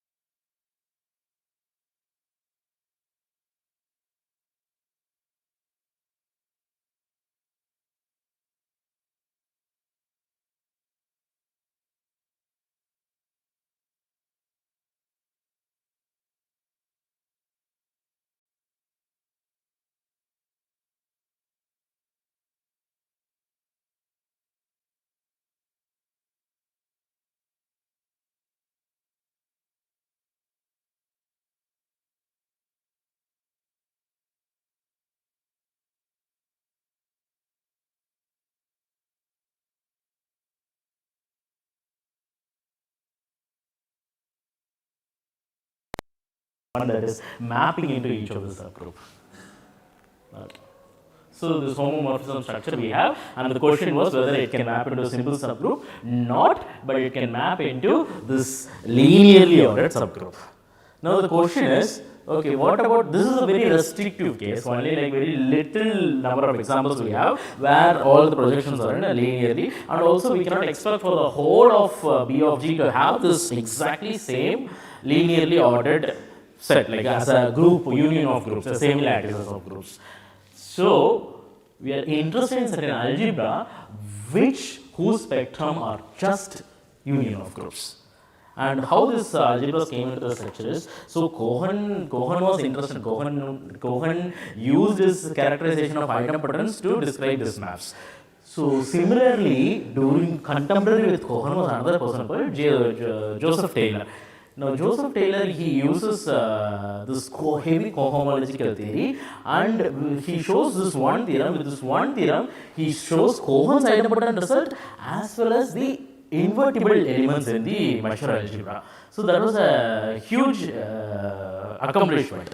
And while doing this, he defined something called the spine algebras. So what are the spine algebra in the abelian world? What he considers, we have a group, we have an ambient topology on the group. Now he considers all the topology finer than the ambient topology with respect to which it becomes a locally compact group. So for example, for real line, it is just real line and the discrete topology with the real line. There is no other topology that is finer than the ambient Euclidean topology that makes it a locally compact. So in the sense that the spine had contained only the part corresponding to the real ambient topology and the part corresponding to the discrete. Now when we are dualizing, the topology gets finer, coarser, and the discrete part becomes a compact part. So when you are dualizing, what we have to consider is, you have to consider homomorphisms such that now now we have to consider the coarser topology and the group topology with respect to which group becomes a locally compact group. So these are so we take such locally compact groups and continuous dense range homomorphism and take the topology that just makes this map continuous, this homomorphism continuous. We do this and we correspondingly build the algebra out of it. This is a nice sub-algebra, and so over this we collect all these locally compact topologies, and this is a joint semi-lattice. The join of these things exist inside, and this decides what is the sub-algebra condition, how the algebras multiply into each other. Now there is another thing, there is also linking homomorphism between two such objects.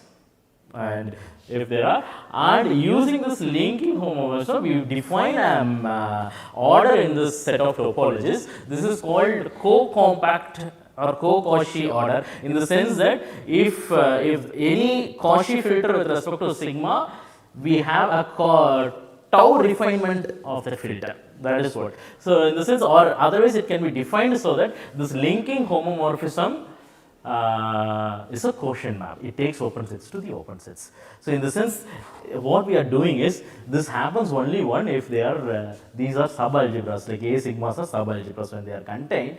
Now what we are understanding is, we are trying to separate those maximal subalgebras, which looks like the Fourier algebra. That is what we are trying to do, and we take the maximal elements and we can make the algebra out of it. This is called the spine algebra, and this algebra's spectrum is just union of those groups that are the G tau groups that we will get. But this is also huge. We cannot work with this. So we reduce the bit and we just put the condition, we just take any sub-semi-lattice and we just put the condition that for different topologies, the intersection is 0. So and we make the algebra out of it, and under nice conditions, this algebra, so we have to work with this particular sets called hereditary sets. What is this is, if you have a topology and if there is a topology contained inside this, then that it also gets all the lower elements, it heredites all the lower elements of the topology. With respect to that, if we consider this projective system of locally compact groups, we get a group. But this need not be a locally compact as such, but we do get a group. Now the corresponding spectrum is nothing but we we index this entire spectrum by this hereditary directed subsets of this ones, and the spectrum has this nice condition that this is a Clifford semigroup.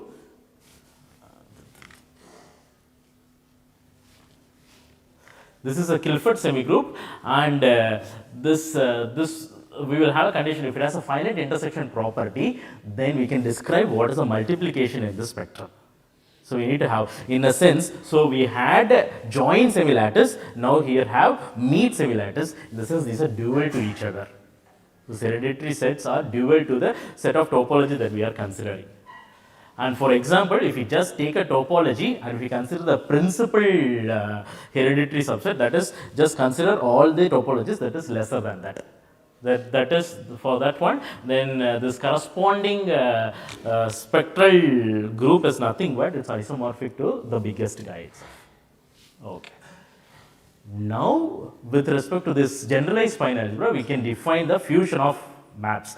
There we only have the fusion corresponding to the linear order. Now we can have fusion corresponding to this entire sub-semigroup. There can be lots of situations happening. The lattices can form a diamond. The lattices can go infinitely many chains. The lattices can form all sorts of Boolean structures as well. For whatever the lattice structure, we are able to give a certain idea.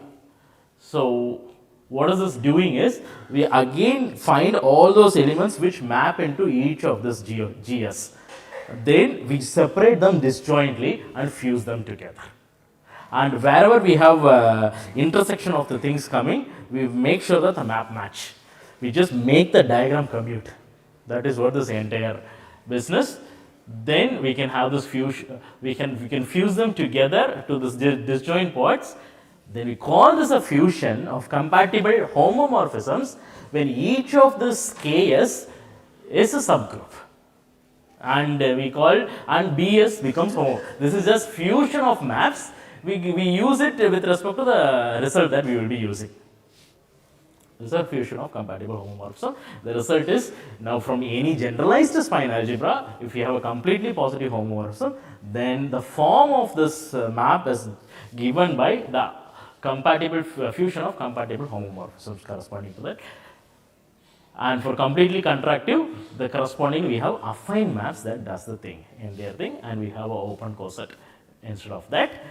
And all of this started from a simple discussion of how to consider this particular group. This is a circle acting on C2. For this particular group, what we can have is, so in C2 consider this is a C2 for corresponding to every line that is passing through the origin, we have a topology. That describes the entire sets, and these are all just one-dimensional subspaces of C2. We take all the one-dimensional subspace and quotient it out and get this quotient topologies. All of this so the topology of the group is always the biggest element, topology corresponding, and topology corresponding to the almost periodic part is always the lowest one. Then corresponding to all the one-dimensional point, we have each of them.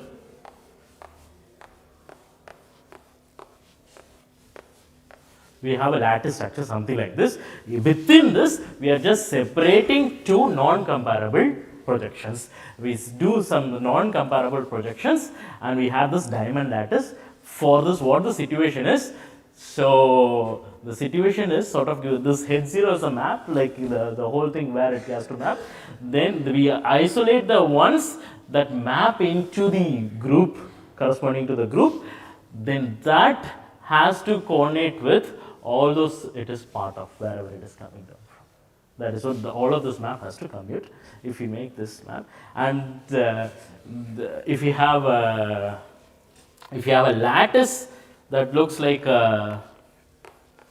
if you have this lattice, then correspondingly, so from so we have tau AP, then we have 3 elements that are going, 3 elements. So this was correspond to sort of Venn diagram corresponding to 3 intersection, and if you have 4 dimensional, it would correspond to Venn diagram consisting of 4 intersections. So it just builds up like this for this one. For infinite chain, there is a different, and Rostock. So this is a joint work with Rostocky and Nico Sprong. Rostaki is my first postdoc mentor, and Nico Sprong is my PhD advisor. And so both of them have a very different flavor of looking at the problem. Rostaki is a very technically driven person, and Nico Sprong is very insight driven person, and it's a lot of convincing had to do with sending the idea from one side to the other side to get this maps out of this existence. Yes, so I have this is not published yet. This is about to publish this work is.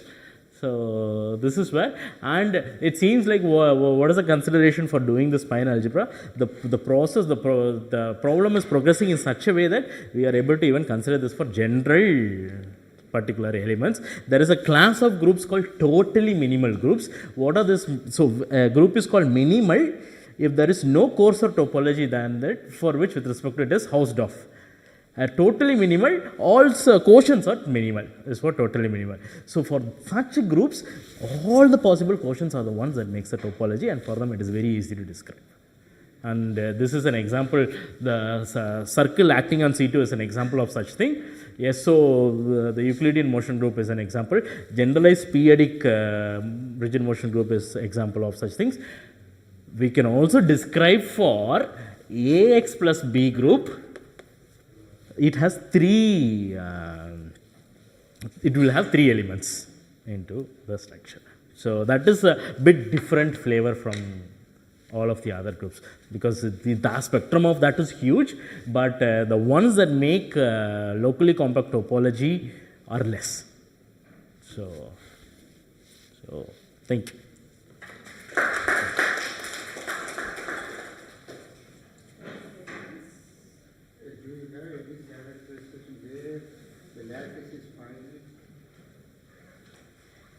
So that Euclidean motion group, we had only 2 elements.